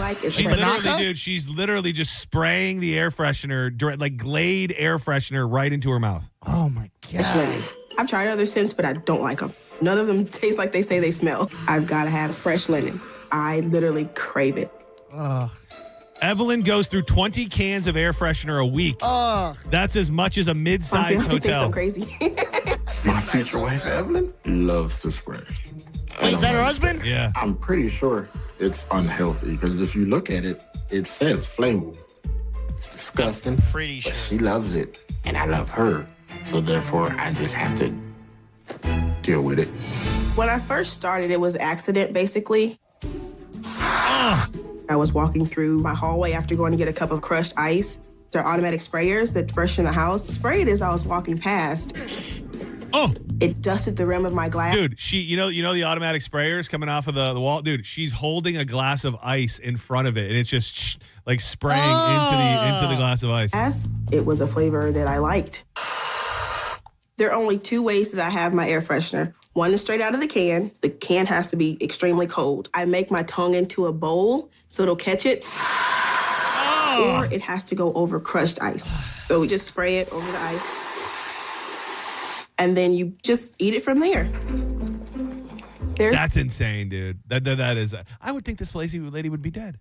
What are you going with, the chalk, right? You have to choose chalk. Out of what we've done so far here, probably the chalk. Yeah, I think. But you have to be invested. You can't just bite it once and be over. This is your life now. I'd like to crush it up and then just like lick it. I don't. Just the noise alone of hearing it like break, I think is problematic to me. But out of the options we've heard thus far, I would say chalk's probably a good pick. But having a hard time getting. Oh, is this a boner medication? Yeah. I think it might have been. Hold on. Hey, it's a cat named Mo. Yeah. This guy's good too. Hold on, stand by. And I think this one is mildly popular in the Pika community. You want to guess what it is?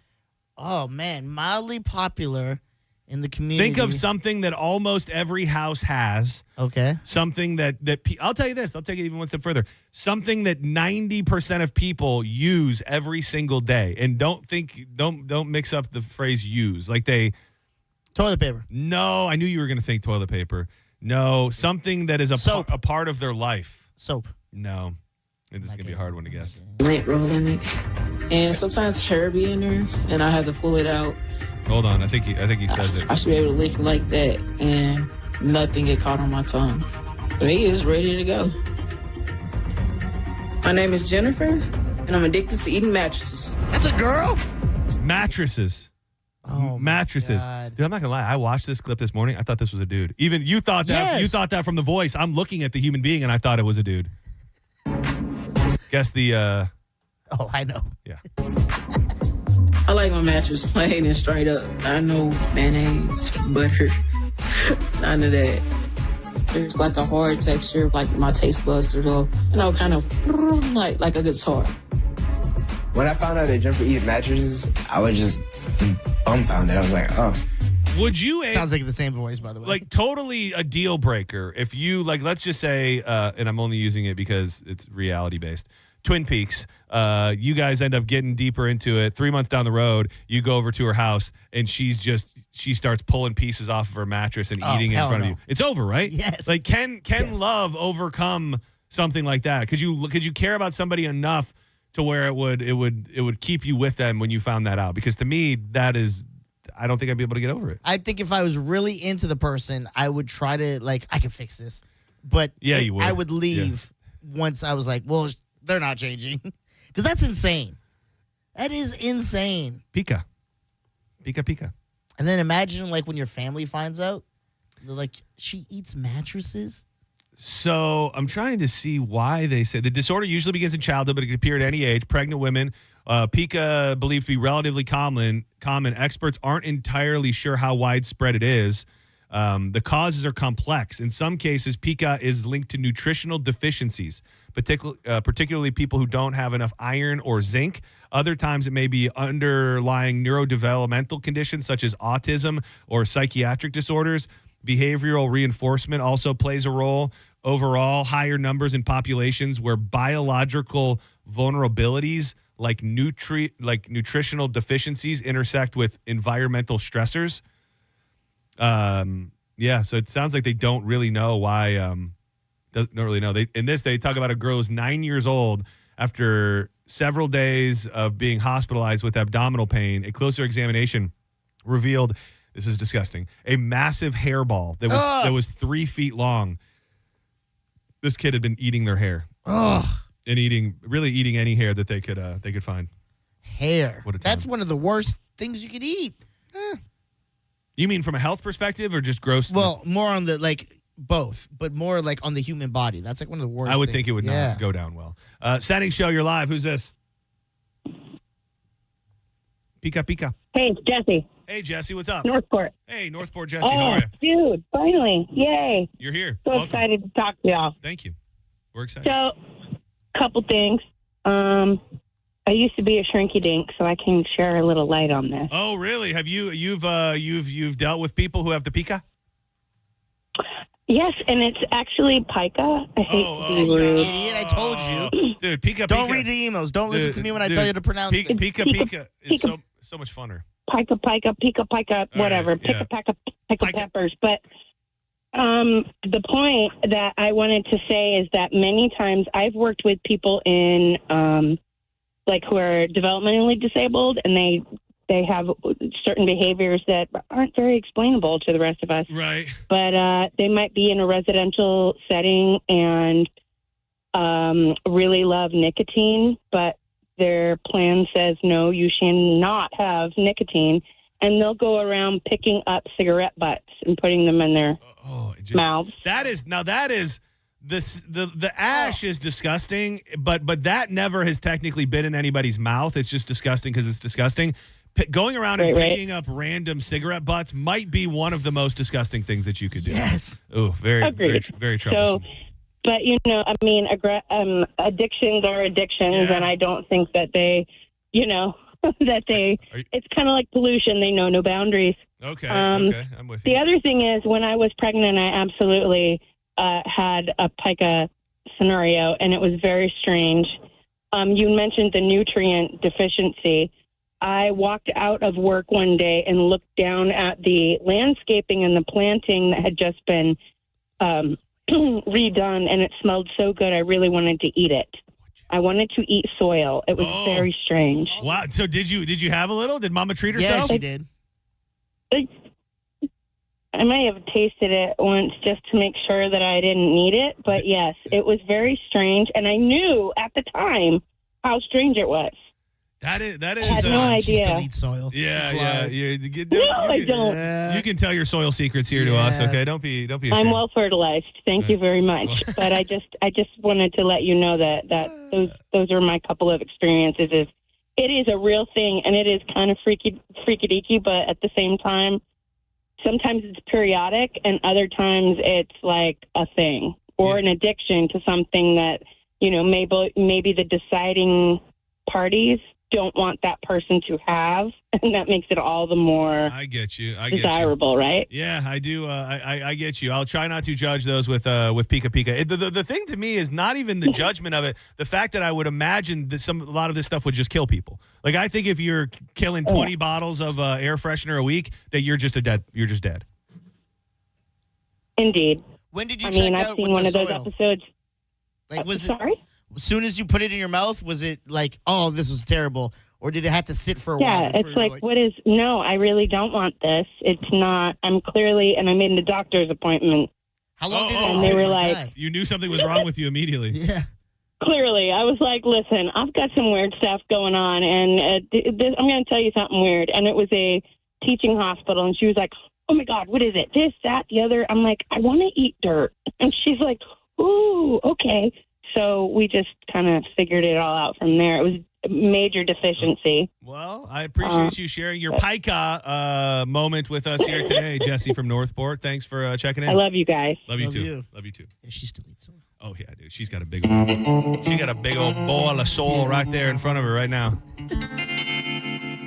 Do not go anywhere. When we come back, Fat Boy News. We like to do it a couple times a week.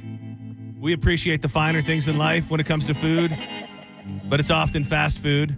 I've got two potential new fast food debuts, and then, dude, that story about the crew of people. This is Fat Boy adjacent, but they did get fired from a Chick-fil-A for doing something very specific, and I want to share with you. I had a naughty little snack over the weekend. Soil. It was not soil, but it was something I had never had before in the way of a flavor of a chip. Oh. And I want to share it with you. Next. You're like the guy from the show. I'm just like that. The snack man. Yeah. The snack guy. Don't go anywhere. More Senning Show on the way.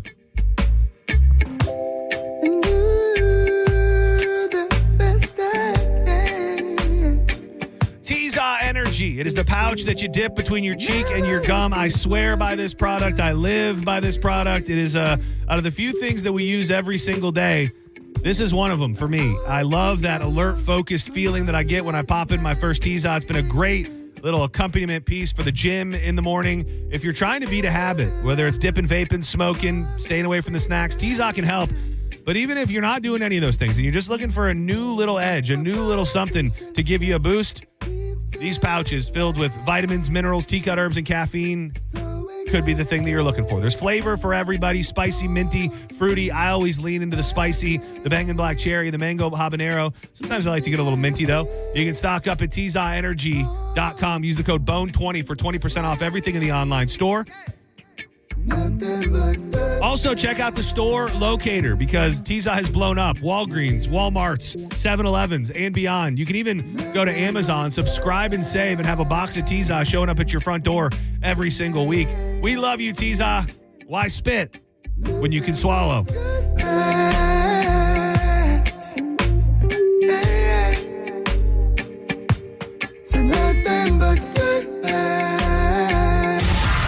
You're listening to Senning Show on 102.5 The Bone.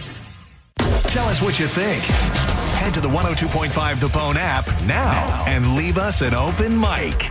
The Open Mic on the free 102.5 The Bone app is sponsored by 1-800-ASK-GARY. While most dealers want your tax refund, Ken Ganley Kia wants you to save it. And with more new inventory than any Kia dealer in Tampa, that means more savings for you this tax season. Make your refund go further with up to $5,000 off MSRP on 2026 Kia Sorrentos and up to $4,000 off MSRP on 2026 Kia Sportages. Shop over 850 vehicles at KenGanleyKiaNewportRichie.com. Uncle Sam took his share. Now you keep the rest. For offer details, call 727-853-1393. Tampa's biggest music weekend is back. Gasparilla Music Festival returns April 10th through the 12th at its brand new home, Meridian Fields in Water Street, Tampa. 3 days, multiple stages, and over 40 bands featuring Mount Joy, Shaky Graves, GZA and the Funky Nomads, Two Friends, High Wolf, Government Mule, and more. From Indian rock to EDM and hip-hop, there's something for every music fan, plus incredible food and a mission that supports local music education. Single day tickets start at just $55. Grab yours now at gmftickets.com. I'm John Morgan. There are many reasons to hire Morgan & Morgan for your injury case. Reason number 3. First, all lawyers are not the same. If my family had an injury case and I couldn't hire us, there are only about 3 to 4% of the lawyers out there that I would hire. And here's why. Most of them rarely, if ever, go to trial. They just take the last best offer. Hell, you can do that yourself. Do this. If you're looking for a lawyer, Google Morgan & Morgan results and see what comes up. It may shock you. Then Google the firm you're thinking of hiring and do the same. That may shock you as well. We became the largest injury firm in the world for a reason. We won a lot. $30 billion and counting. Morgan & Morgan. For the people.com. Who would I hire? I'd hire us. Injured? Dial pound law. Offices Tampa, St. Petersburg. Mike Calta here for Shark Coast Tactical. If you missed Sharkapalooza, don't blow it again. Suppressor Fest is back this Saturday, April 11th. And yeah, all cans are on sale. If you don't have a suppressor yet, what are you waiting for? Get to Shark Coast Tactical. Will and the crew are loaded up with extra stuff to get your paperwork done fast, plus free swag, giveaways, and deals all over the shop. This is a show up early and load up kind of day. Suppressor Fest this Saturday at Shark Coast Tactical. Often imitated, never duplicated. They're on Bee Ridge Road in Sarasota or shop 24/7 at sharkcoasttactical.com and tell them Mike Calta sent you. Tune in for Reinventing Retirement, where premier wealth managers and retirement specialists discuss the most important and crucial retirement topics for your benefit. Saturdays at 9 a.m. and Sundays at 11 a.m. Only on 102.5 The Bone. This message comes from Viking, committed to exploring the world in comfort. Journey through the heart of Europe on an elegant Viking longship with thoughtful service, destination-focused dining, and cultural enrichment on board and on shore. With small ships that bring travelers closer to the destination, there's more time to explore. And every Viking voyage is all-inclusive, with no children and no casinos. Discover more at Viking.com. I'm Ed Evans, CEO of Consumer Cellular. You know, the big wireless companies say they have discounts for people over 55, but unless you're willing to sit on hold and ask, you're probably paying more than you should. At Consumer Cellular, there's nothing to hunt down. We're built for people 50 plus with plans starting at just $20. And our 100% US-based customer service actually answers the phone. Call 1-888-FREEDOM or visit consumercellular.com today and get your second month free for a limited time. Taxes, fees, and other third-party charges will apply. See website for additional details. New Metal is back. Elysian Space Dust IPA presents New Metal Mayhem. Friday, April 24th at Janice Live. Throw it back to the loudest, angriest era featuring Crawling, Got the Life, and Nookie tributes. $10.25 tickets on sale now at JaniceLive.com or win them from theboneonline.com. New Metal Mayhem. You'll scream every word.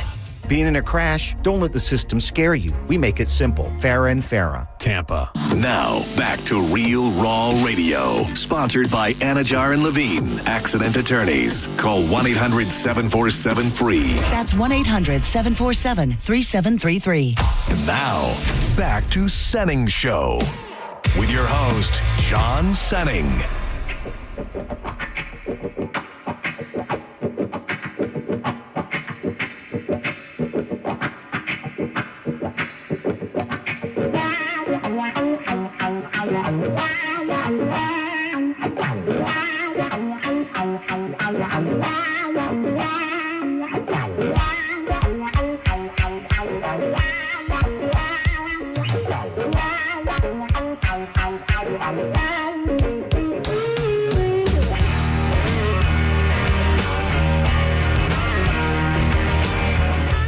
Welcome back to Senning Show.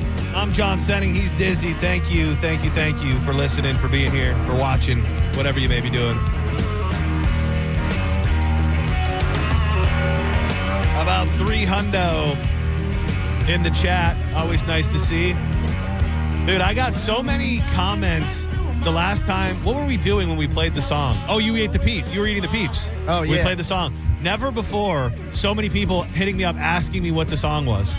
I was thinking about this. I didn't want to tell the joke. Now I feel like you set me up. Yeah.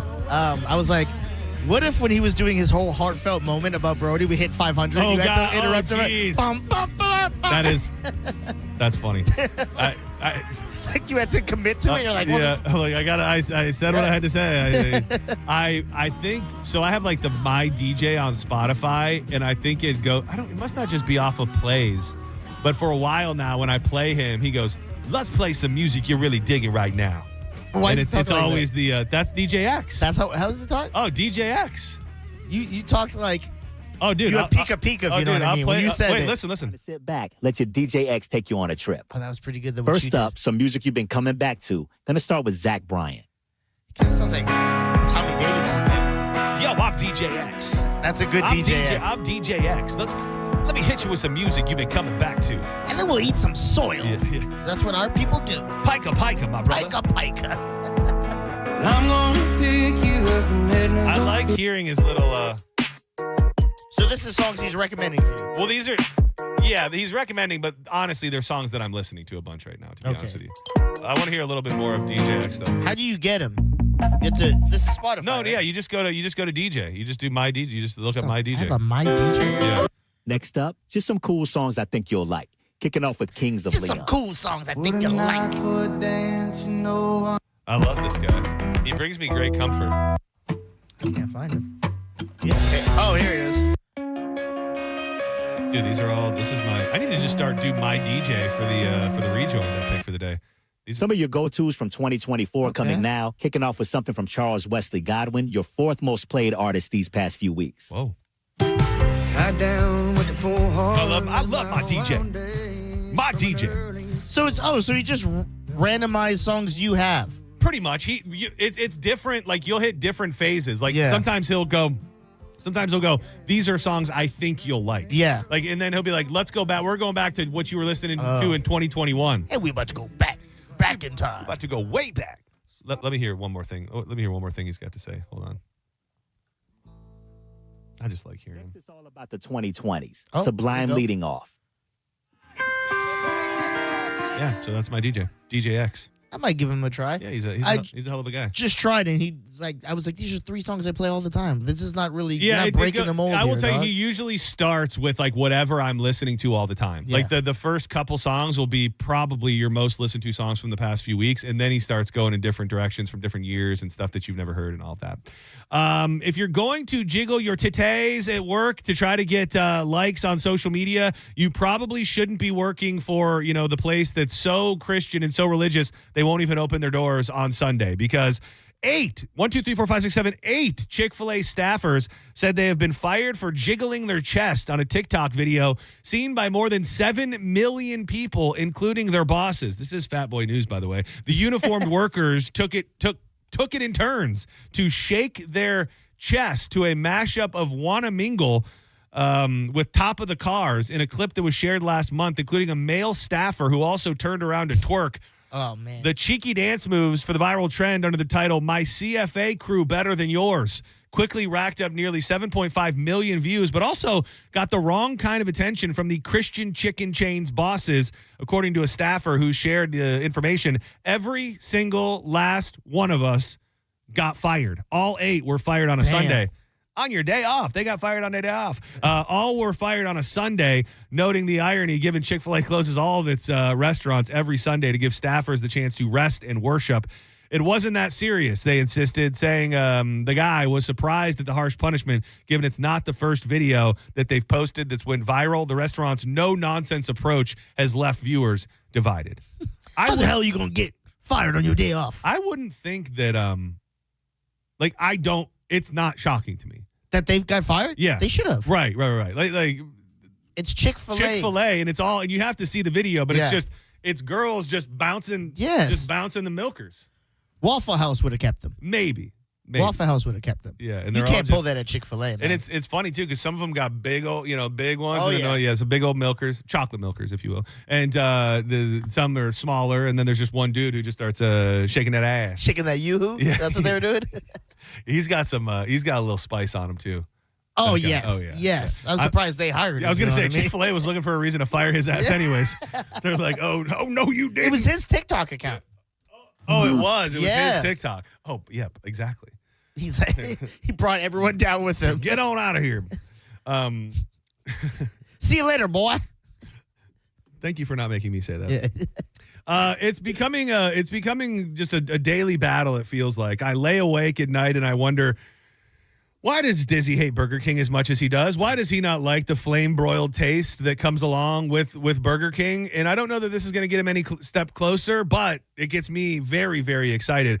Burger King is testing a new king-size slider box, giving customers a way to skip the pick one dilemma. This looks badass. So it's a box. It comes with 6 sliders. You get 2 steakhouse bacon sliders, 2 deluxe sliders, and 2 bacon and cheese sliders in the slider box. Each one comes on a soft, buttery slider bun built to be small enough to stack, share, or run through solo without committing to just one flavor. I got to be honest, it looks kind of fire. They do look nice, man. I have to say, but I know 6 burgers, that's a lot, bro. That does feel like, especially with all that stuff on it. Yeah. Like I could kill 6 White Castle easy. But those look like they got a little, like this you'd want to share with a friend. Probably. You could probably finish it, but you're gonna hate yourself after you do. I heard Gio was talking about how he's tying it into his trip to the port to make sure that he stops at a White Castle on the way there. And dude, I just love White Castle, man. When I'm in the heat of a White Castle moment, it's about as happy as I could be. No, I've only had the Crystals version. Never had White Castle. Oh, you've never had White Castle. Not that I don't want to. Just never been an opportunity to have it. Dude, you've got to have White Castle, dude. Well, what I think in my head now, and this is where I was going with it, is that a safe thing to eat before you're going to go somewhere where like you won't be home at the facilities?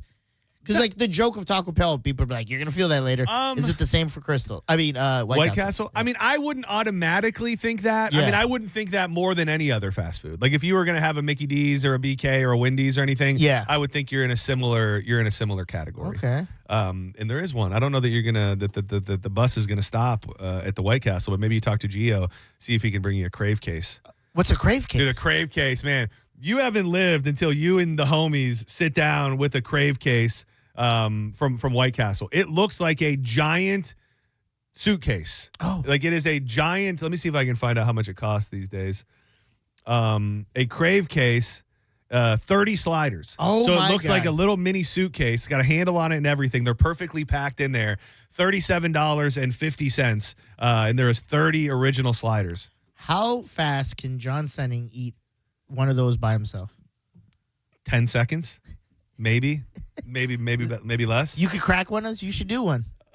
Dude, I wish I had one.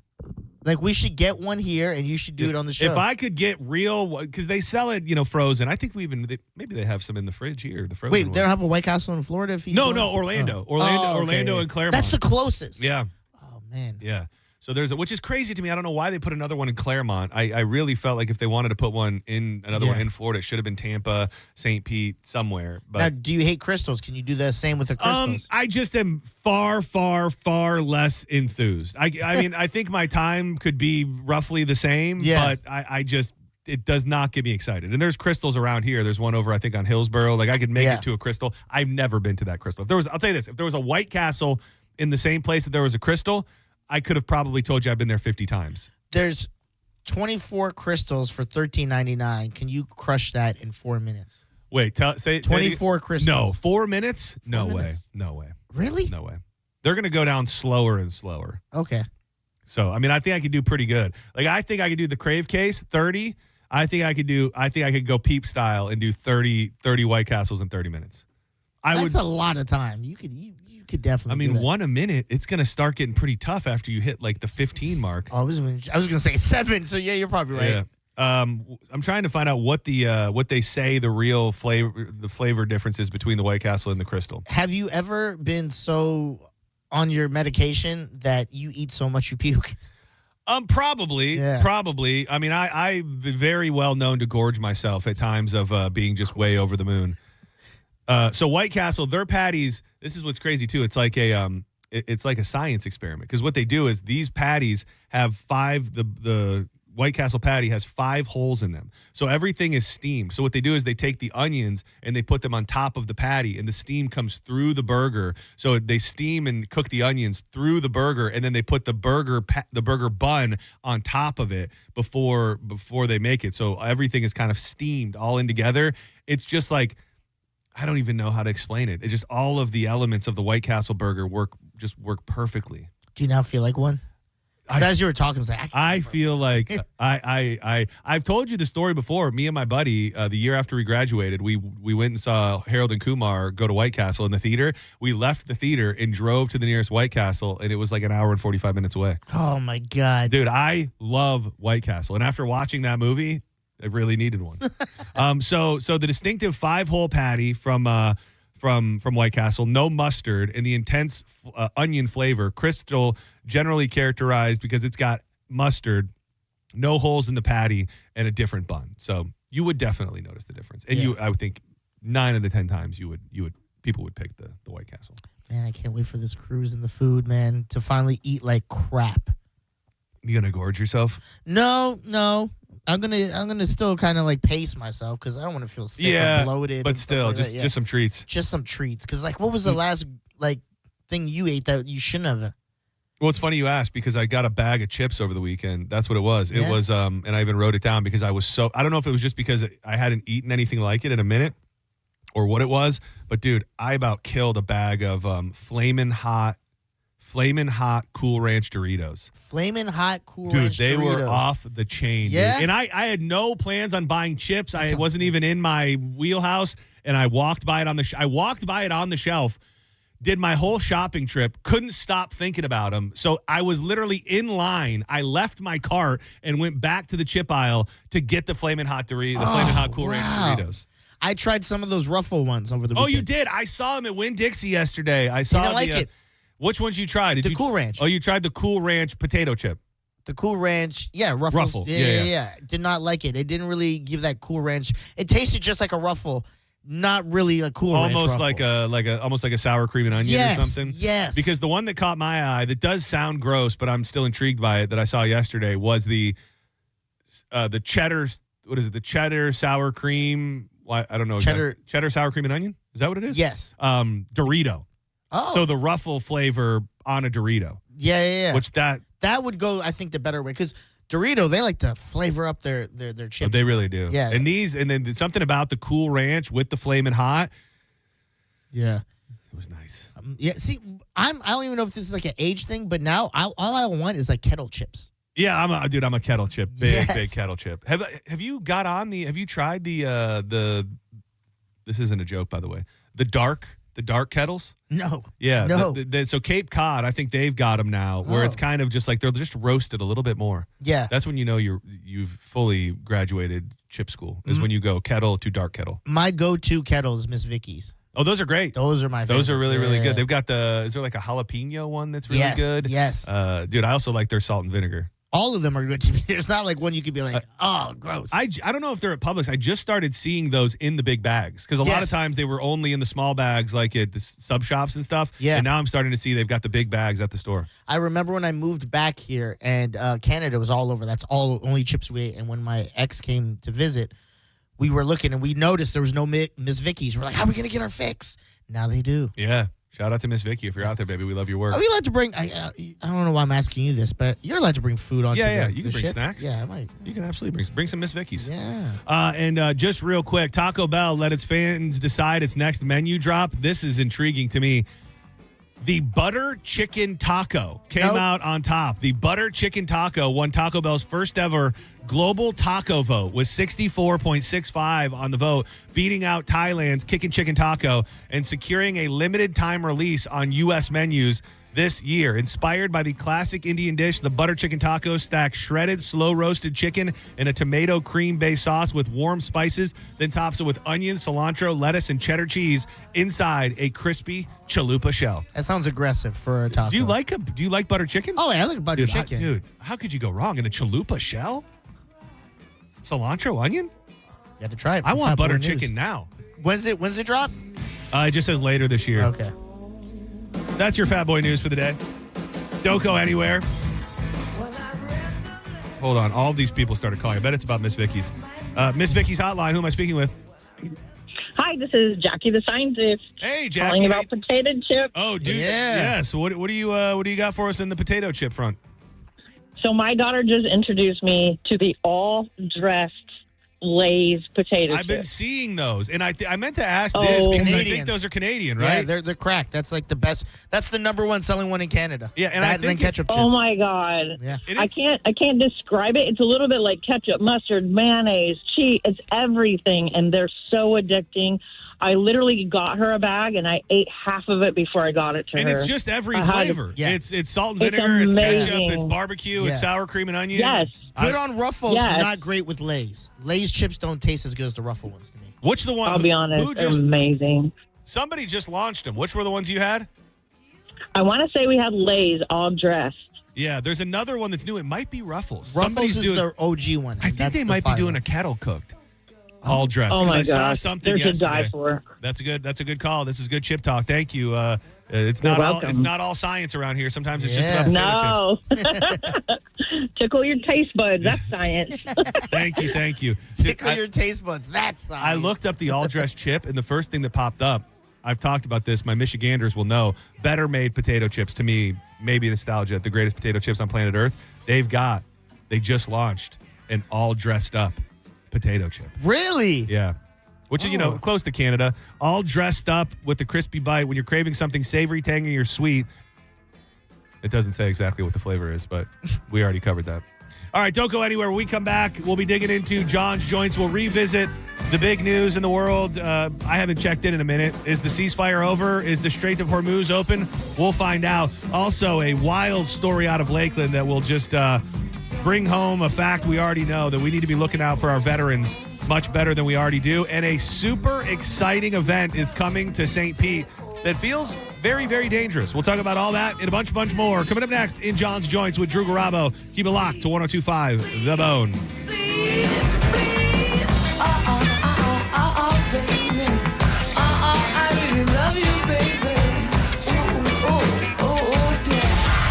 You're listening to Senning Show on 102.5 The Bone. Here's your chance to cash in on the Bone Bonus 2026. You don't know how much I need this money. The Bone Bone is giving you $1,000 5 times a day, every weekday. Listen to The Bone for your chance to win $1,000 at 8 a.m., 10 a.m., noon, 2, and 5 p.m. every weekday. Money, money, money, money, money. The Bone Bonus starts Monday, April 20th at 8 a.m. Sponsored by Farah & Farah, Tampa's accident attorneys, farahandfarah.com. The Bone Bonus is back. Keep listening for your chances to win. 102.5 The Bone. Real, raw radio. Injured? Take back control of your life. Call Anajar and Levine Accident Attorneys at 1-800-747-FREE. A Honda hybrid system is the most advanced system on the market. And right now, we're offering the best deals we've ever had. Hi, I'm Sam Robbie. Get the award-winning CR-V hybrid for just $279 per month. Get the brand new Accord hybrid for just $199 per month. Or get the all-new, just released 2026 Civic hybrid for just $199 per month. Plus, get a real nationwide lifetime warranty, unlimited time, unlimited miles. Get all the facts at BrandonHonda.com. Call 813-448-7710 for more information. John Senning, people ask me all the time, why did you get into radio? And I wish I had a more dramatic answer, but it's simple. I just didn't want to hate what I did for a living. I wanted to enjoy waking up every morning. And if you are not doing that currently in your life, and maybe you don't have a big blabbermouth like me, you need to think about a career in aviation maintenance. You can be trained in entering the workforce right here in beautiful Clearwater with the National Aviation Academy. Working on jets and planes and engines and all sorts of flying objects. It's a beautiful facility, and if they fire me tomorrow, it's what I'm going to go do. Check them out today at naa.edu. There are many reasons to hire Morgan & Morgan for your injury case. Here's reason 17. In today's new world, many law firms have had money injected into their firms by Wall Street, private equity, and other lenders. This money usually comes in at very, very high interest rates. It's one of the reasons you see so many lawyers advertising. I'm John Morgan. This money is expensive, and the interest compounds quickly. These law firms can have a huge need for cash just to pay that debt. Why does it matter to you?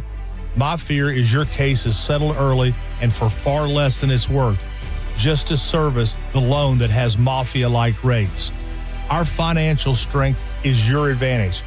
That plus our reputation makes our firm your firm. Visit forthepeople.com to see our results and verdicts. Morgan & Morgan, forthepeople.com. Injured? Dial pound law. Offices Tampa, St. Petersburg. Your insurance agent should know more than just your name. After all, you're trusting them with what matters most: your family, your company, your wealth. That's why at Italiano Insurance, we're so proud of our local involvement. And with over 60 years of supporting local charities in Tampa Bay, we can truly say we know this community and its people. That's the Italiano Insurance way. Join us and become one of the familiar faces. Find us at ItalianoInsurance.com. That's ItalianoInsurance.com.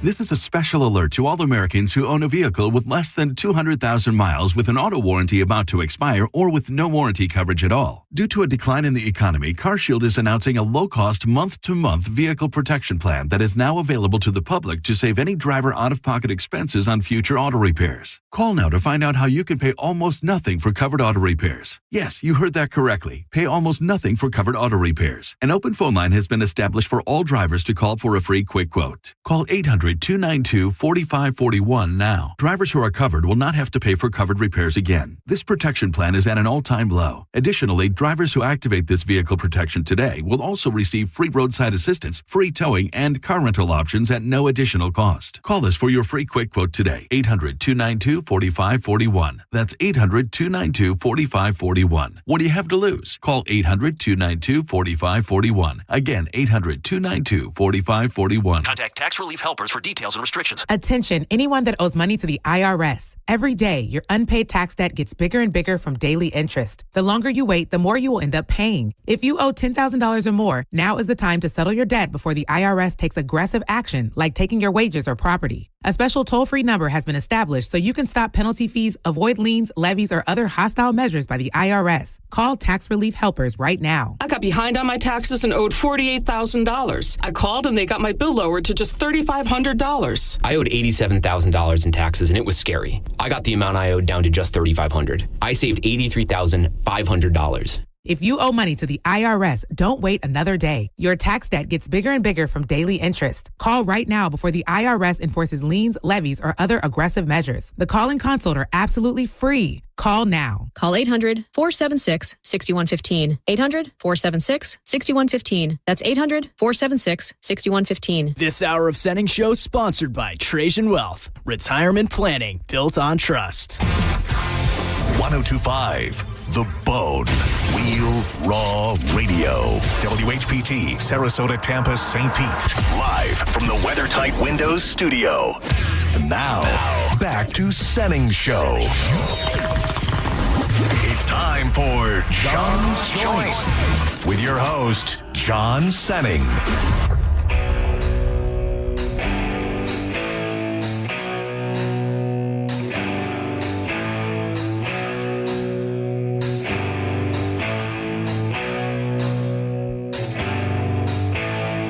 Mother, tell your children not to walk my way.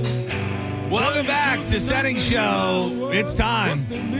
Smoke them if you got them. Every afternoon at 3 o'clock, we light up John's Joints, a segment that was born many, many years ago. We were just doing food and weed news. It grew into a full-blown news segment on Drew Garabo Live for many, many years. And we've continued it right here on Senning Show. And there's only one way to do it with myself, John Senning. He is Dizzy. And that man I just mentioned, Drew Garabo himself. What up, buddy? How long ago would you say that would be that we began the segment of John's Joints? Dude, I don't know if you heard me say the other day that I had 12 years. It was 12 years here. Yeah. And I wish that I had done a better job of really notating the dates along the way. Like, when was the first time I did anything on air? When was the time that I got more on air? What was the date? Do you know when Seth left? Yes, 2019, September. 2019. So I would imagine John's Joints had to start in 2018 in some form or fashion. And I remember, I don't know that we did it every day. I think we did it periodically because that was also... I don't know that. Now I'm trying to remember timelines. Because remember Kevin's Kitchen. I remember Kevin's Kitchen. Kevin's Kitchen was a pseudo food segment, I think, on that version of Drew. To give him Live. a segment on the show, which he then hated. Yeah. I do remember some backlash there. So I think there was maybe a little bit of crossover, and it had to be 28. Where'd Danzig go? Had to be 2018. Glenn. The Iranians. Am I wrong in that you did some stuff for us on the Morning X? Yes, you are wrong. Okay. It was no. I started the first stuff I ever did on air at all. I believe was for Jade. Was for Jade when Seth was with her and I was doing the new release. Still, when I think about that, we talk about radio's changed and you can't do anything and there's people are scared of certain things. They sent a promo kid out by himself to go accost people that just got released from jail. Nice. And then I paid them with cigarettes and money to get them to talk to me with the Comrex. I would have a Comrex in my hand.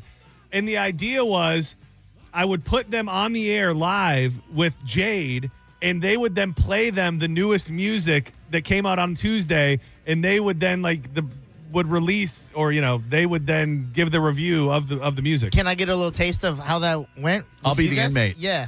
Well, the thing was I wasn't even on air, so I'll give you a taste of what would happen off air because I was terrified. All right. I'm the inmate. Okay. When I had to, and here's the thing: I found out the secret spot was the bus stop because for a while I was hanging out right outside of the jail, and they kicked me out of the jail. So I realized that all of the people that got out of jail often went to the bus stop. So I started hanging out at the bus stop, and I would just wait for them. And all right. Now I will be using a stereotypical inmate voice. So if this is culturally insensitive, you can shove it. You were in for assault and battery. Yeah. Okay, very good. That's your charge. Yeah, because that is the thing too. Hey man, how you doing? Oh, hello. I'm doing just fine, thank you. This is gonna seem kind of weird. I got these. I got some cigs. You smoke? I picked up the habit in jail. I thought it might be helpful if I sucked down a couple of fags. Yeah. That's what we call cigarettes over where I'm from.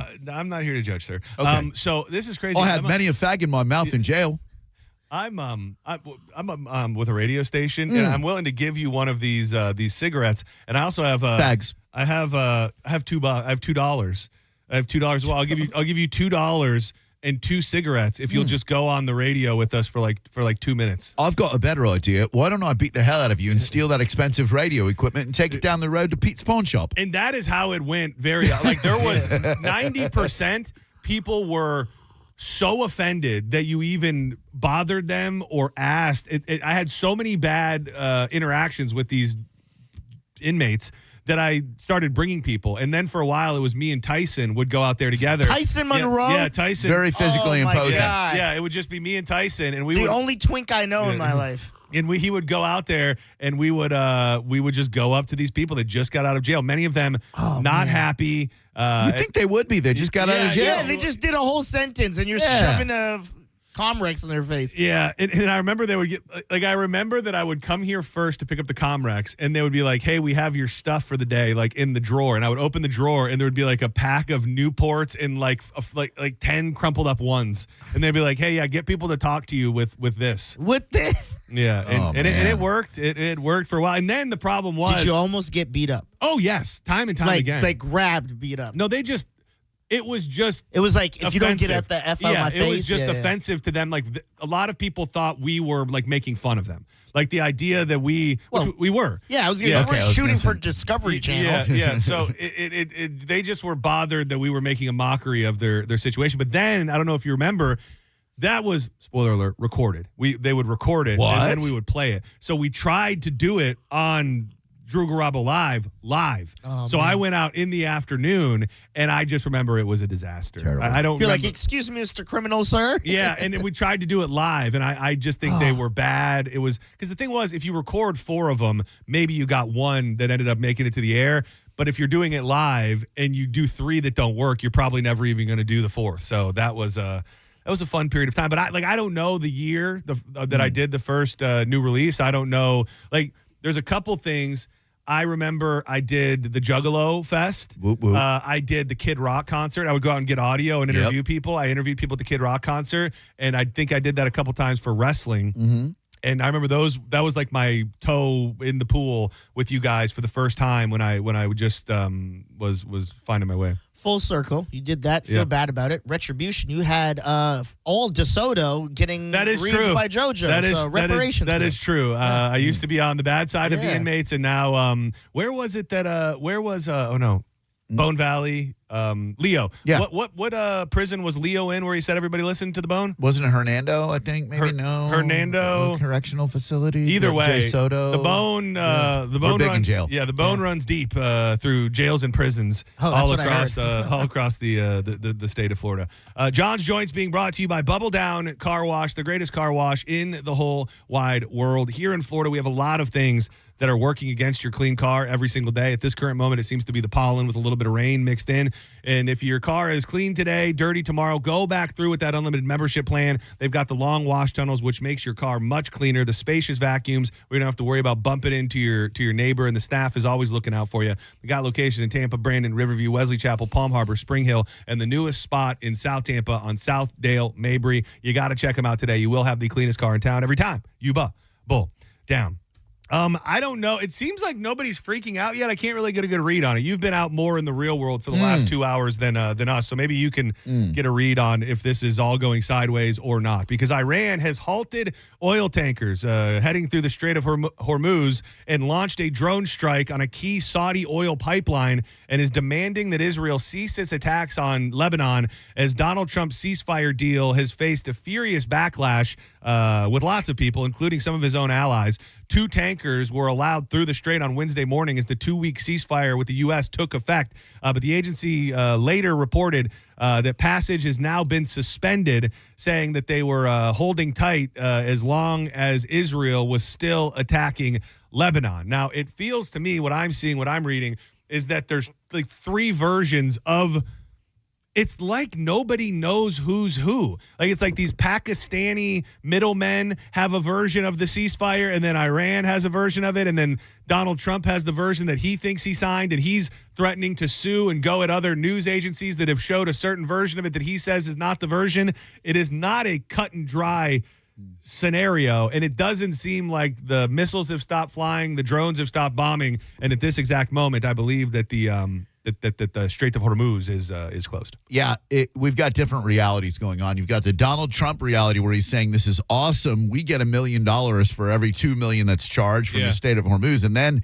Israel, go figure, they can't be held to the ceasefire. Within an hour of the ceasefire being presented, Israel was dropping bombs on Lebanon, and they're going to keep doing that. Yeah, and it is just crazy that there have been different versions of the 10 or 15 point agreement. Some of them have the Lebanon clause in there, some don't. But Trump has found himself in a crazy position because there are the people that will just ride with him. Sure. But he now, you had the one section of people that were pissed about everything to do with the war, and then you have the war hawk types, the Mark Levins and all of those, who he now has pissed them off because they think that this agreement is garbage and that we gave up too much. So he is in a very interesting spot where I think he pissed off both extremes of his own party, and the only people left are the ones who aren't ever going to find any problem with anything he does anyways. I think maybe if you're pissing everybody off, you're probably doing the right thing. Maybe. That's the way we look at it. Is. I don't know if it works the same way as the president, but maybe. Iran is now threatening to destroy oil tankers if they try to travel through the strait without permission, as the regime has imposed a toll of up to $2 million per vessel. Saudi Arabia's east-west oil pipeline, a critical artery routing crude from the Gulf to the Red Sea, came under attack around 1 p.m. Kuwait's air defenses intercepted 28 drones and sustained attacks targeting oil facilities. Damn, this is a hell of a ceasefire. They're missing out on the main part of it, ceasing.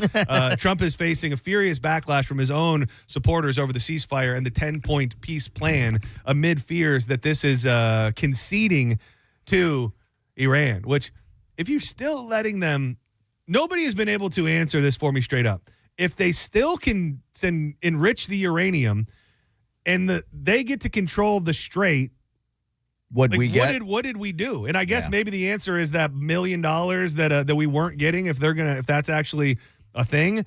But I'll say this because I don't know. It's not the biggest reach ever to think that we gave up a bunch and that we conceded, if not fully surrendered, to be honest with you. Same page. And I think that Donald Trump and his warhawks kind of put that put all of that in motion by threatening to destroy civilizations, et cetera. And now they have to capitulate because they know they didn't want to wipe out innocent people. That'd be a war crime, you know? Yeah. Dude, I saw a thing today about, it said, did you know? I think it was Daily Mail. You might have saw it. It said, did you know the most beautiful island in the world is in the middle of the Strait of Hormuz? And it had all of these pictures of just this beautiful, beautiful island, obviously at a different time than right now. Just like nobody's talking about this. And you can see it on the map. You can see that it sits right in the middle of it, and I guess it's just believe it or not, it's beautiful out there. Yeah, I believe it. It'd probably make a great Trump resort. I don't know if that's his ultimate plan, but it looks very nice. So then, where do we go from here when Israel's not going to be reined in, and Iran probably isn't going to open up that strait, and Donald Trump isn't known to back down? Where do we go? I don't know. It seems that from his perspective, he wants everybody to believe that we won this deal and that it ended up just the way that we wanted it. Okay. He's going to have to. It's so weird to say because it's like he might not want to acknowledge that he conceded some stuff, but he's going to have to concede to the fact that he conceded some stuff, if that makes it, to go back. Like if we go back to war, he would have to concede like, yeah, this wasn't for us in the first place. Oh, man. Another interesting tidbit that I just read. So that F-15 fighter jet that was shot down, and it's hard to know. You hear so much about the drones, which are just crazy. These suicide one-way drones where they just look like a little drone, and when they hit whatever they hit, they blow up. So I don't know what kind of weapons are being used out there. That F-15 fighter jet was brought down by a shoulder-fired missile. which I thought was only in movies, like a big ass bazooka. That you just hold over your your shoulder. Yeah, was shot down by a shoulder fired missile, leading to the dramatic rescue of 2 airmen. A glaring reminder of the complexity of the conflict still posed in Iran.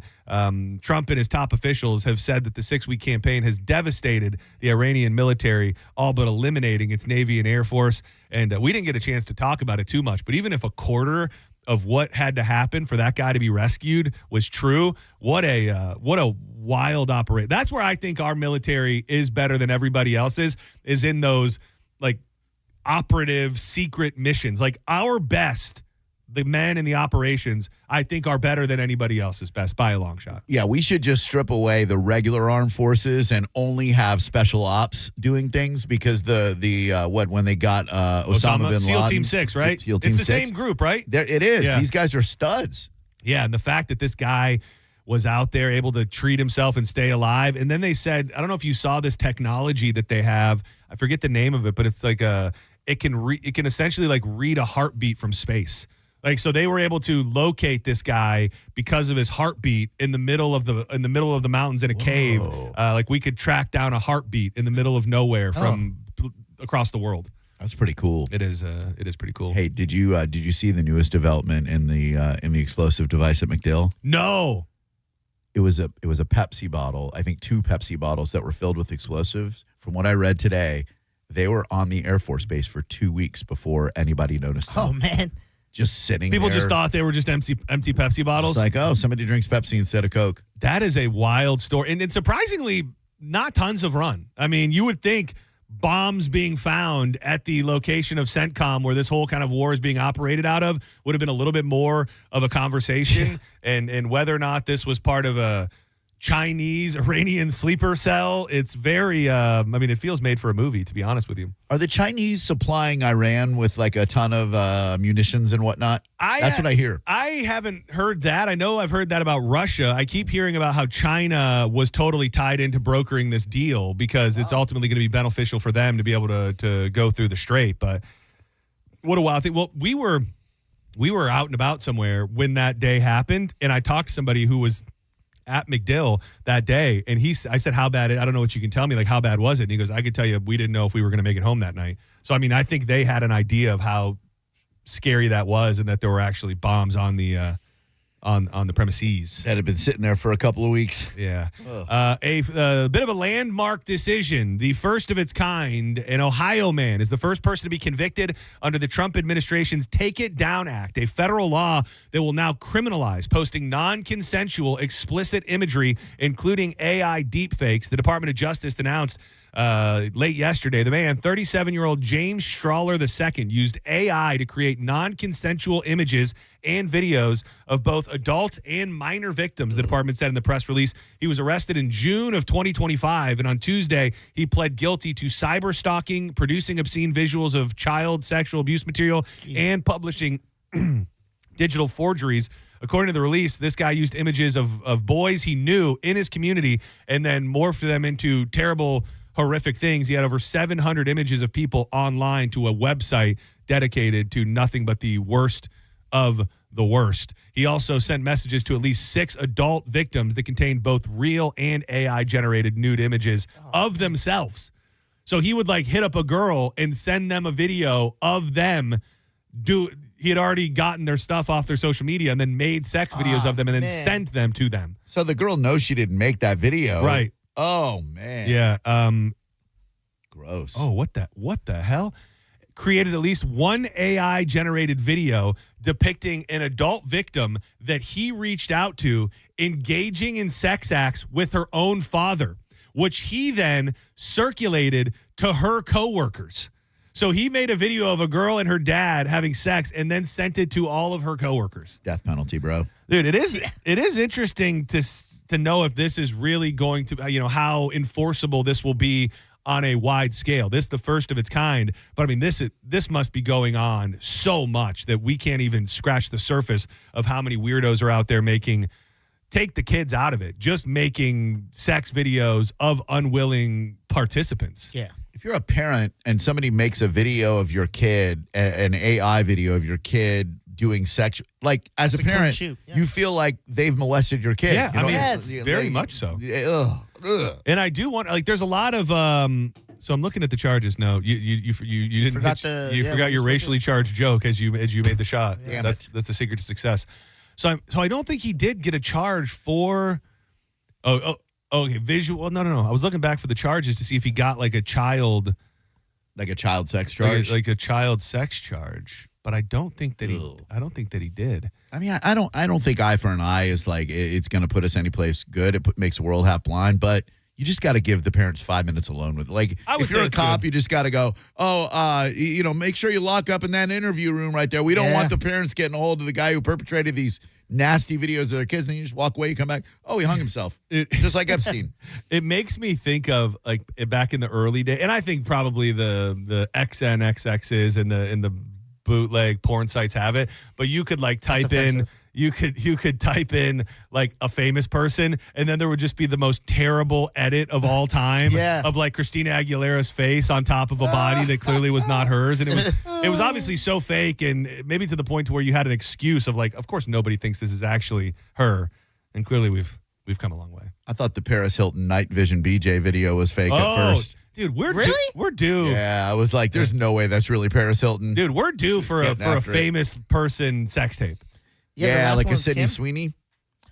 We've already seen it in Euphoria all the time. That is the It's very thing. Shocking. Yeah. I mean, full schmedishmation might be, might be worth it, but yeah. But if you go Sabrina Carpenter, Sabrina haven't seen Carpenter something like is that. Billie Eilish. Is Kim K the last one? Probably the last I think it's biggest the last name. big. Ray J hit it first. Yeah, dude, there was a lady. I don't know if anybody remembers this, but and again, I'm sorry. I don't know if I broke a law, statute of limitations. There was a leaked sex tape of a girl that was on Survivor, and her name was like Jenna something. All right, and I would put it up there with one of the best celebrity sex Really? tapes ever. Yeah, got after it. Yeah, she got after it. I mean, Pam and Tommy, obviously laid the groundwork, but that's up for they debate did. whether that was really a sex tape. You saying her name made me realize that Jenna Ortega sure has faded from the spotlight recently. Where the hell has she been? Kinda. After that Beetlejuice, I haven't heard anything she's done. I thought she was on fire. I'm trying to think. What is the last thing that she's done that was big? She was in that movie where she had the sex with the Wednesday. She's teacher. Wednesday, Oh yeah, right? she was Wednesday. When they had the second season come out. But I do kind of agree in that it seemed like she was on the cusp of being the next big thing. There was some drama with the Scream movie. Remember, she was in the Scream movie, and then I think something pertaining to like one of the castmates being some political beliefs or pro-Palestinian or the other way around. She dropped out of it, and I know there was some trouble there. So maybe she's been blackballed a little bit. Another prime Like Kim example. Kardashian, am I right? Yeah. Ray J. Oh, Yeah, I wish then I you could shoot it now. Yeah, you don't. Now shoot it. I see what you did. Another one. Another example of us just needing to find a way to look out for and take better care of our veterans. A deputy-involved shooting near Lakeland left a 76-year-old Vietnam vet dead Tuesday evening, according to the Polk County Sheriff. Deputies say the shooting happened in the 2900 block of Socrum Loop Road West. Grady Judd identified the man as Ronald Brees, who had no criminal history, no prior Baker Act incidents. Investigators say that Brees, I hate how this goes down. He calls the veteran crisis line. He's screaming for help. He's telling you right there, something's wrong. He calls the veteran crisis line earlier on Tuesday, telling operators he had 5 guns in his home and intended to harm himself. Deputies were dispatched to the home for a reported suicide attempt and were told that his wife was home as well. When deputies arrived, they found Brees sitting in a chair on his porch with a gun to his head. Jeez. Officials say deputies tried to de-escalate the situation and talk Brees into putting down his weapon. During the standoff, his wife drove up the home's driveway in a vehicle and jumped out before running towards her husband. Deputies say she did not follow commands to stop, prompting one deputy to drop a protective shield and stop her before she could reach her husband. That is when Brees suddenly stood up and fired at least one shot towards the deputies.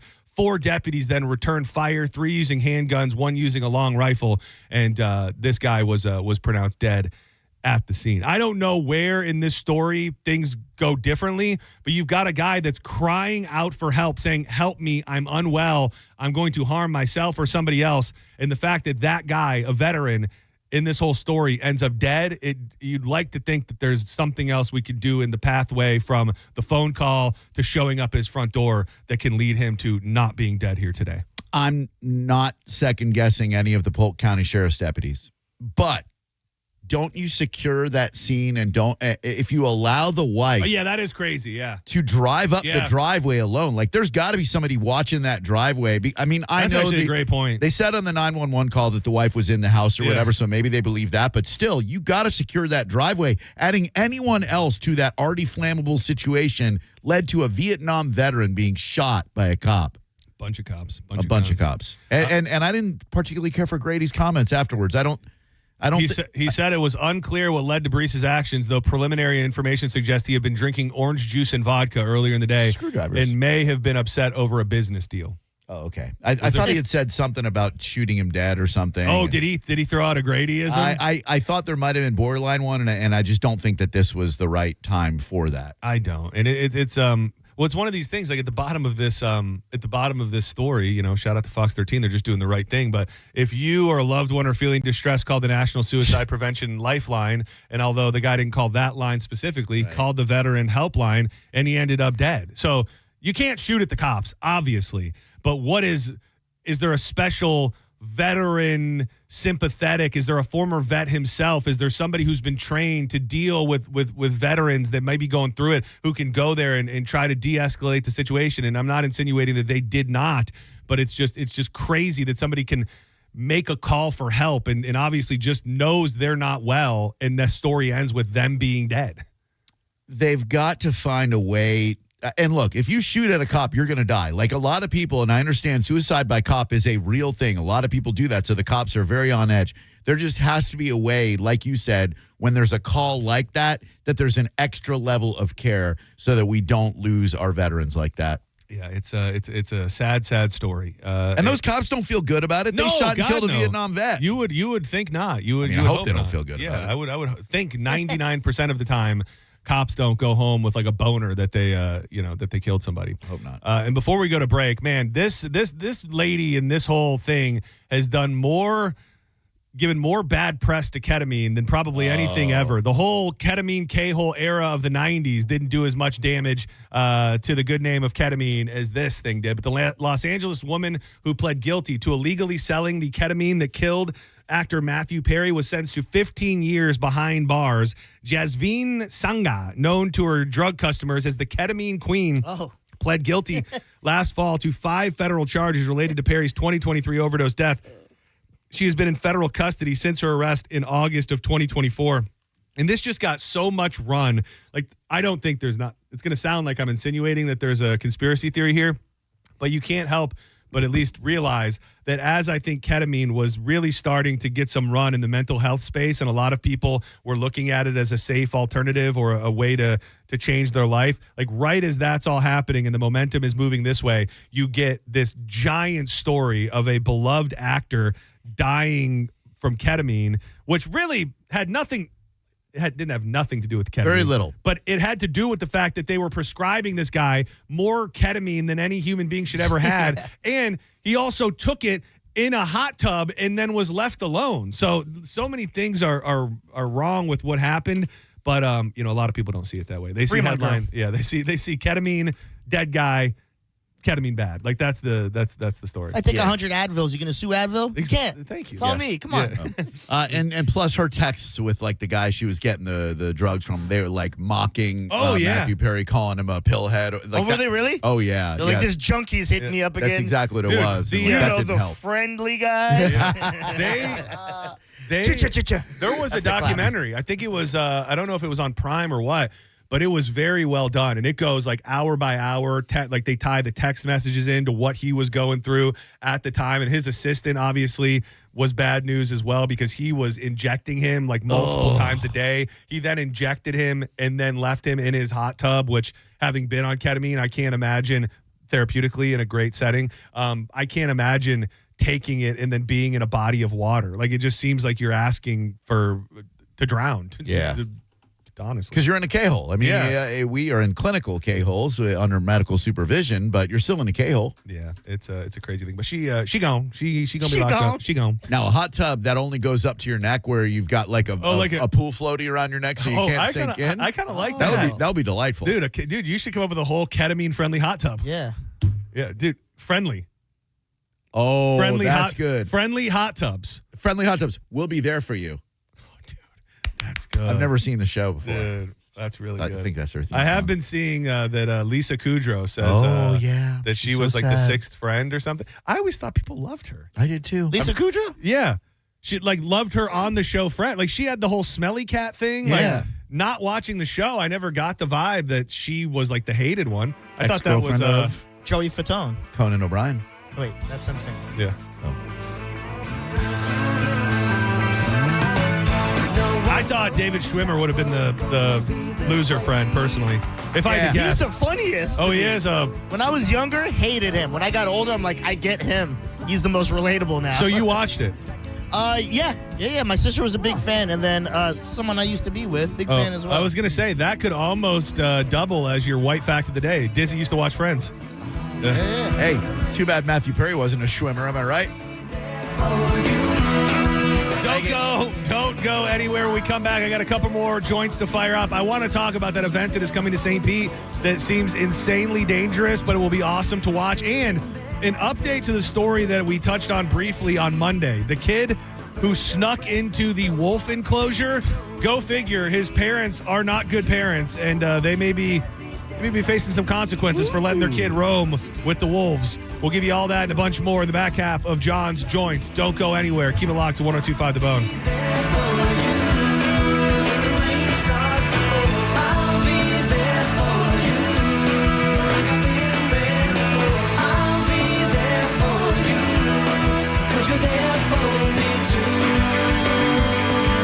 Just struggling. If you're in a market for a new truck, go see Bob Murray and the crew at Furman Ford. Right now, during Furman Ford's Truck Month sales event, qualified buyers with Ford credit get 0% APR, 0 down payment, and 0 payments at all for 90 days on all remaining 2025 Ford F-150s in stock. If you've been waiting for the best time to buy a new truck, the time is now before the deal is gone. And if you find yourself in need of service and you can't make it to the dealership, Furman Ford's mobile service comes to your home, your office, or anywhere. Certified techs, genuine parts, and quality work right at your doorstep. Visit them today. That big, beautiful showroom on US 19 in Clearwater or at FurmanFord.com. Make sure you do let them know that John Senning sent you. You're listening to Senning Show on 102.5 The Bone. Stream Real Raw Radio live. Anytime on the free 102.5 The Bone app. Now, a Bone traffic update from the Farah and Farah Personal Injury Attorneys Traffic Center. There's a Clearwater accident along Missouri and Bel Air. Meanwhile, in Tampa, police activity has had Spruce Street closed between Memorial and West Shore. In eastern Hillsborough, a crash along Brandon Boulevard in Keene should be in the clearing stage. This is Jim with traffic. Are you struggling with bad feet? Here at the Good Feet store, we hear a lot about foot pain, but we also hear about back, knee, and hip pain. I'd like you to hear what Kelsey, a kinesiologist, has to say about the Good Feet Arch Support System. As an exercise specialist, I've seen all kinds of things that people try to put in their shoes to get out of pain. What I really like about the Good Feet system is that they support all 4 arches in the foot. So did you know you had 4 arches in each foot? Most shoes and inserts only support 1. Maybe that's the reason all the remedies you've tried in the past just didn't work. When the foot's placed in the ideal position, everything else up the kinetic chain works better. You have better balance, more energy. You're going to feel better. Being able to move freely means everything to me, and good movement starts with the feet. Stop by one of our 5 locations throughout Tampa, St. Petersburg, and Sarasota today, or visit us at goodfeet.com. Good Feet Arch Supports are HSA and FSA eligible. The only place to get the Good Feet solution is at the Good Feet store. Come in for a free test walk today. Mortgage rates have dropped, and the best news is they're expected to go down even more. Hi, I'm Mark Stefanski, Chairman and CEO of Third Federal. If you've been thinking about buying a new home, now is the time. And with Third Federal's Buy Now, Refi Later program, you don't have to wait for rates to drop again. You get the guaranteed lowest rate now, and if rates drop later, even after you close, you can refinance to a lower rate for free. That's right, for free. And now with Third Federal's early rate lock, you can lock in the guaranteed lowest rate even before you find a house. So you'll always have the best rate. So don't wait. Call Third Federal today and lock in the guaranteed lowest rate. Right now at Third Federal, lock in 5.99% APR 6.02% on a 30-year fixed-rate purchase mortgage and refinance later if rates go down for free. Visit thirdfederal.com or call 1-800-3rd-FED today. APR reflects 15% down for $350,000 loan amount. Rate requires automatic payment program and is subject to change. change. Restrictions apply. See conditions for buy now, refi later. Lowest rate guarantee and early rate lock at thirdfederal.com. Equal housing lender. The Food, Wine, and Garden Festival is back at Busch Gardens now through May 10th with over 100 different flavors to sip and savor and free concerts like the band Perry this Friday and Smash Mouth this Sunday. Buy a fun card for year-round thrills at buschgardenstampa.com.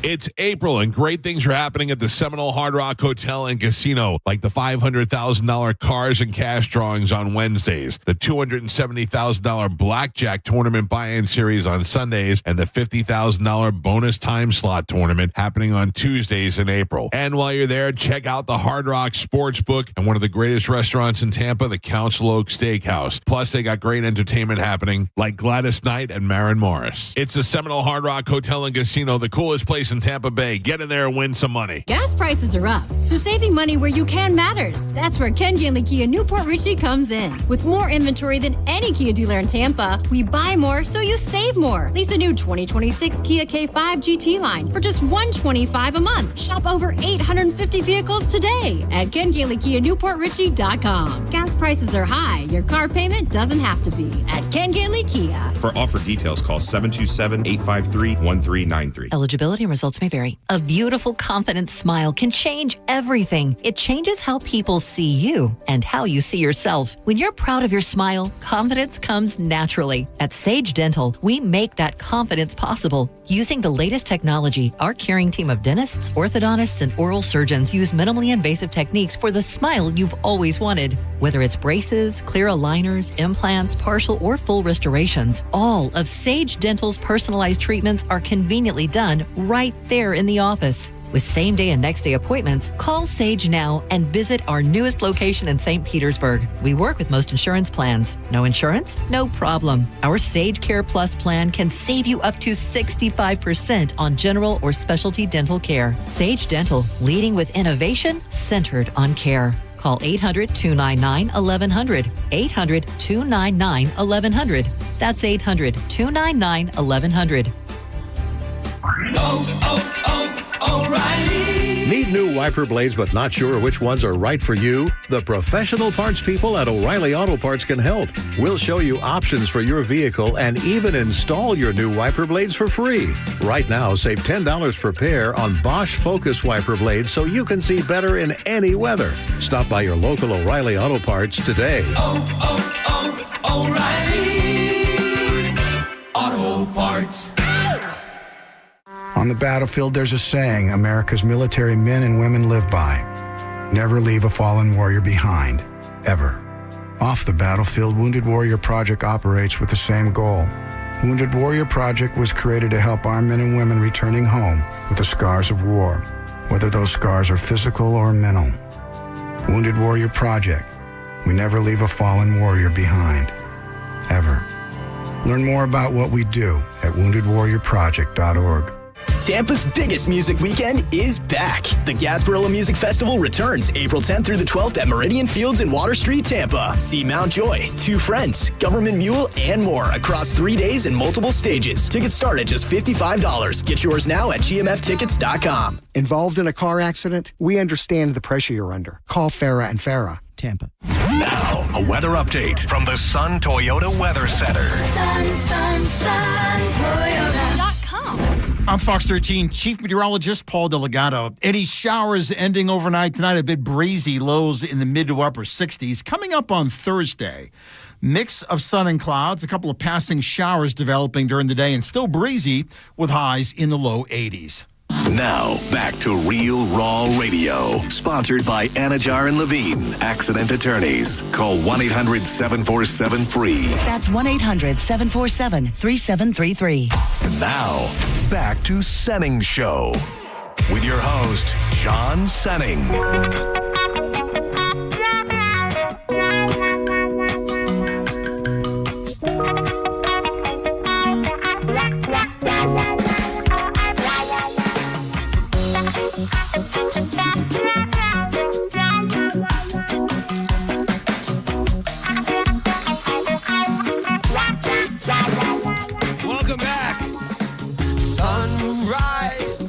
John Senning. He's Dizzy. That is Drew Garabo. You are in the midst of John's joints. Diz, you feeling ready to hit the high seas? Oh, yeah. I'm checked out. Is this why you played this for him, Island Time? Because he's going to get that Island Time? I think so.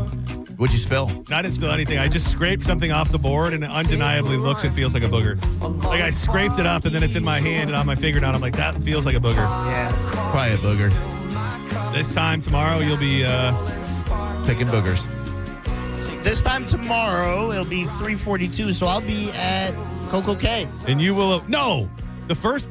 No, wait, sorry. I was going to say, that's a quick trip. Get ahead of yourself, dog. He's like, dude, that boat is going to super speed.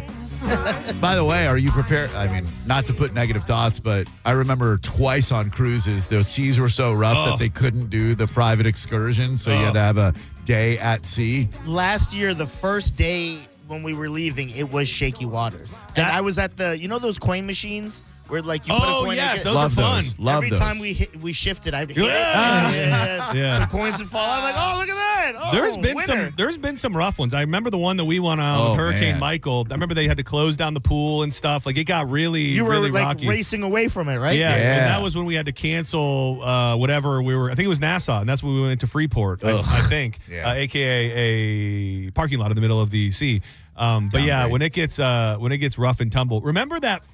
I don't know if you were on that one because I was just doing promo, but a company was working with the cruise or something, and I thought they worked really, really well. They were like a wristband that looks like like one of those rubber. Yeah, it was like a those rubber. Are great. Yeah, it's just like a rubber wristband, and it pushes on a pressure point in your wrist. But then they also had a scent to them that was like peppermint. Dude, that's what kept me alive during the when I went out on the fishing trip with those guys. It was a inhaler. It was like a mint inhaler. Yeah. I was just ripping that thing constantly. Like I had it in my nose the entire time. And I'm going to bring some inhalers, if you know what I mean. Yeah, those should help. Those should help too. Find a mule. Thank you. It's funny because the running joke was because I was kind of in the front of the boat and everyone is in the back, and everybody say first we'd get a big whiff of like menthol and then we'd get a big whiff of weed. Like we'd know when John was feeling rough because we'd really start smelling the menthol in the weed. It was just like ripping the menthol, ripping the pen, just trying to keep my tummy in the game. When you were talking to A-Train about the fishing trip, I realized what hell that would be to travel hours and hours and hours and then be in the middle of the sea for hours and hours and hours fishing. Terrifying. You're a hero for doing it, but no way, dude. I don't know that I've ever done anything like it, and I would imagine it's what people experience that do things that are like really, truly challenging, I guess would be the way to say it, because so much of it truly miserable. Like so much, I mean, being on a boat in a beanbag for 4.5-5 hours in the middle of the Gulf is crazy. And then you get out there and you start pulling up these big fish, and having had a tuna on the line, it's just this weirdly, I can't imagine what it feels like if you actually get it in the boat. Like just being a part of it and having one on.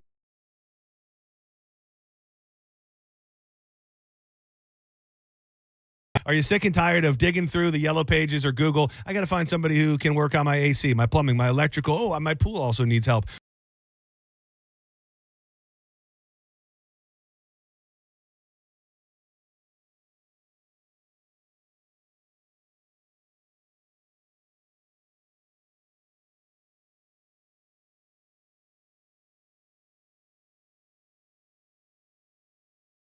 I didn't know about this. Somebody put it in the chat, and I guess it's all clear now, but I guess they've been dealing with a suspicious package at Tampa International Airport for the last few hours.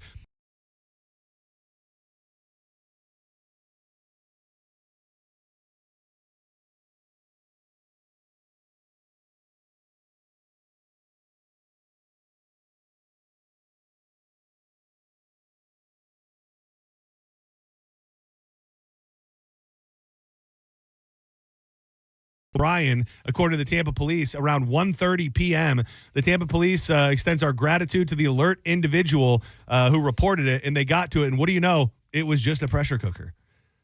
You think somebody went to go take it on their carry-on bag? They want to make some rice or something while they're maybe, and then they're like, "Oh, you can't take that there." Speaking of this, real quick, I want to give you. I want to say that something you've been preaching for years is right. Oh, You pressure cookers. We got a pressure cooker. What's the one? The Instapot or whatever. Yeah. Okay. And that was like to be our slow cooker and everything. Mm-hmm. I've never used it as a pressure cooker ever. And it sucks so bad at being a slow cooker that I actually had to go and buy a crock pot. And now I don't know if I'll ever use that pressure cooker ever again.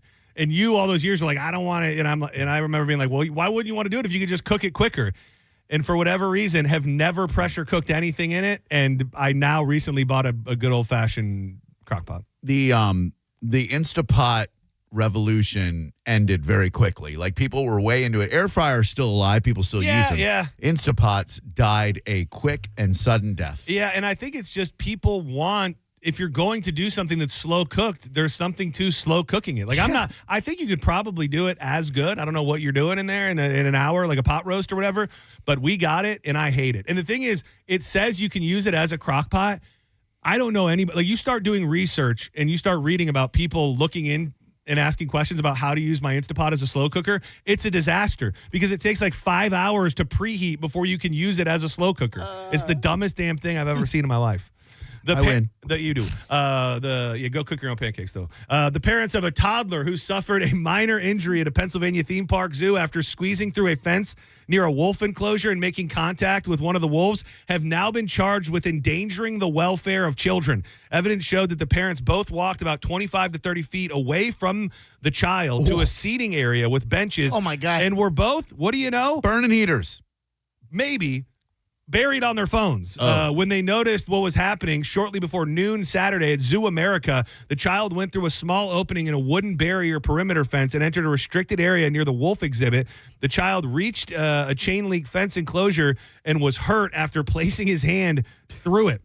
From the injuries sustained, it appears as though one of the wolves in the enclosure instinctively and naturally grabbed onto the child's hand with his mouth. Several bystanders intervened and helped pull the child away. The parents, who live in Pennsylvania, await a preliminary hearing later this month on the misdemeanor charge.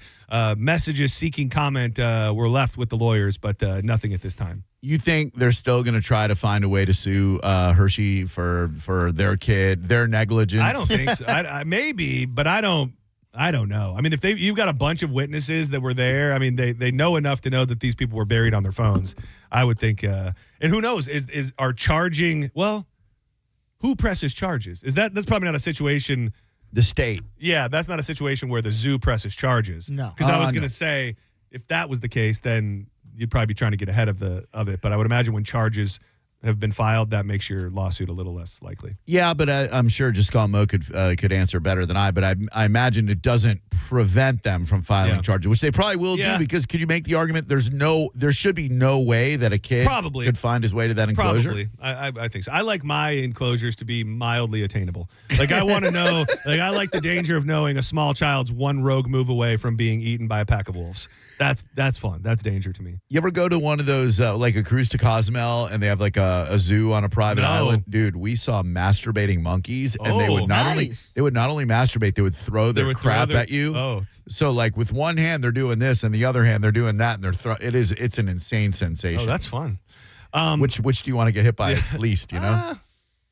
Exactly. I'll answer tomorrow, 1:00. So they've done the Flutog thing, the Red Bull Flutog thing in Tampa a couple times. Yeah, we went to the first one. It was really cool to see where they make these flying apparatuses and then they go off the edge of the convention center and it's real fun. Well, one of Red Bull's other premier events is now coming to St. Pete.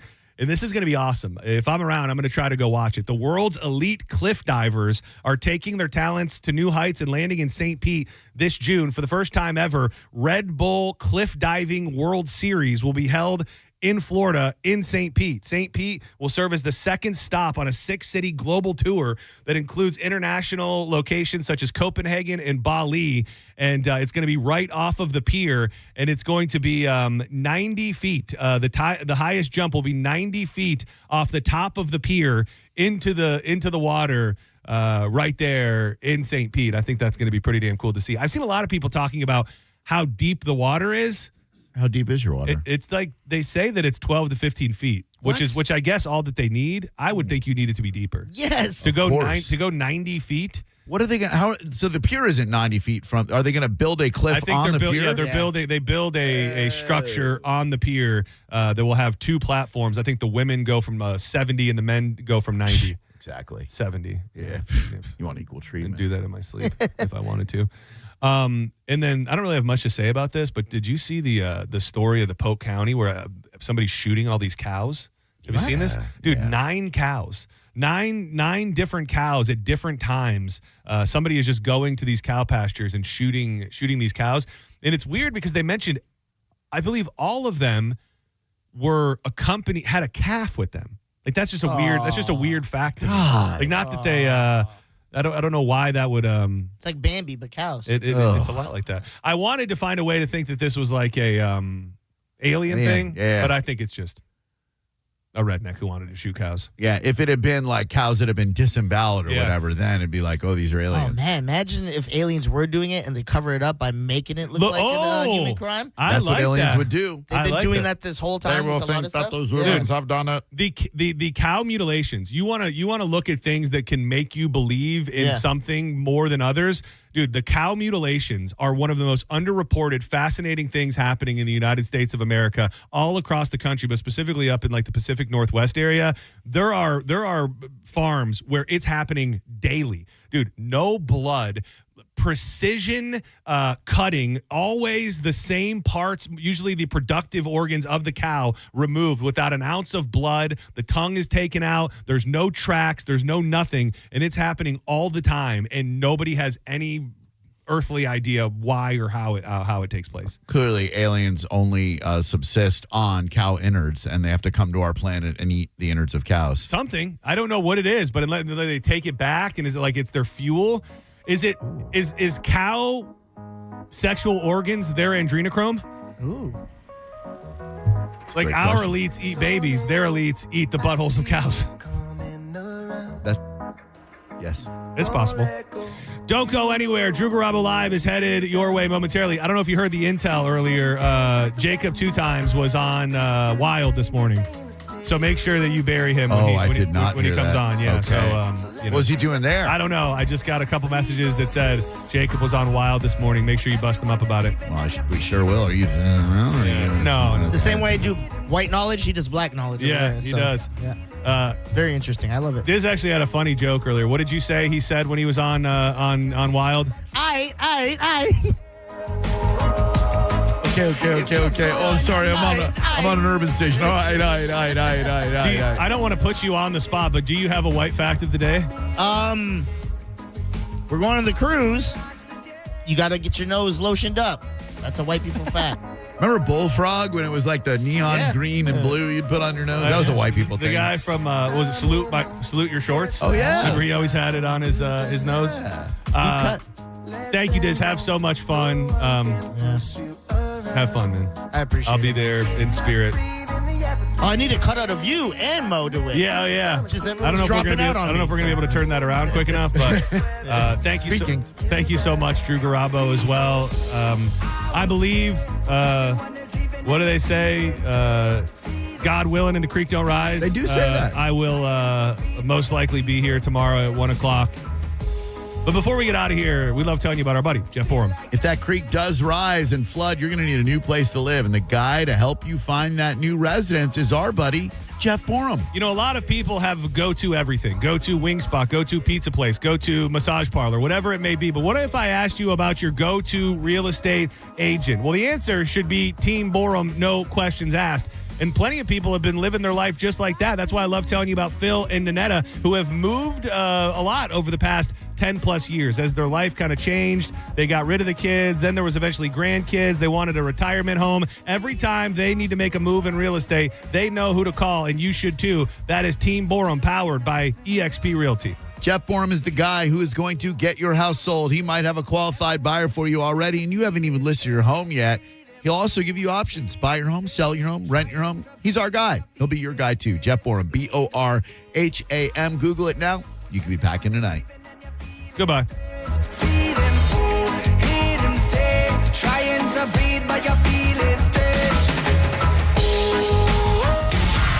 You're listening to Senning Show on 102.5 The Bone. We are Real Raw Radio. 102.5 The Bone. Elysian Space Dust IPA presents New Metal Mayhem. Friday night, April 24th at Janus Live, featuring Crawling, a tribute to early Linkin Park. Crawling. Got the Life, the Korn tribute. And Nookie, a Limp Bizkit tribute. Get free tickets from Elysian Space Dust. Get them at Time Out Sports Bar, Pelican Pub, and $5 Drinkery in St. Pete. Head to theboneonline.com for more info on tickets and how you can get free tickets from Elysian Space Dust IPA at 102.5 The Bone. Special thanks to Clean Earth Systems. Now, a Bone traffic update from the Farah and Farah Personal Injury Attorneys Traffic Center. We're starting to see the usual late-day interstate volume forming on both sides of the bay and along the big bridges, but otherwise, we're still in pretty good shape. However, at last check at Eastern Hillsborough, accident activity did continue in Brandon along Brandon Boulevard at Kings. This is Jim with traffic. Hi, I'm attorney Fran Hosh. Being involved in a car or motorcycle accident can be stressful. I've dedicated my career to helping accident victims and their loved ones. If you need an attorney you can trust, give me a call today at 866-LAW-FRAN. We will give you a free case evaluation and won't charge you any fees unless you recover money. Give me a call today at 866-LAW-FRAN, 866-LAWFRAN, or visit me online at lawfran.com. Main office, Palm Harbor. If you want your windows there in weeks, pick up the phone and just text Reese. Congrats to Adrian and Mary, last year's winners of the $25,000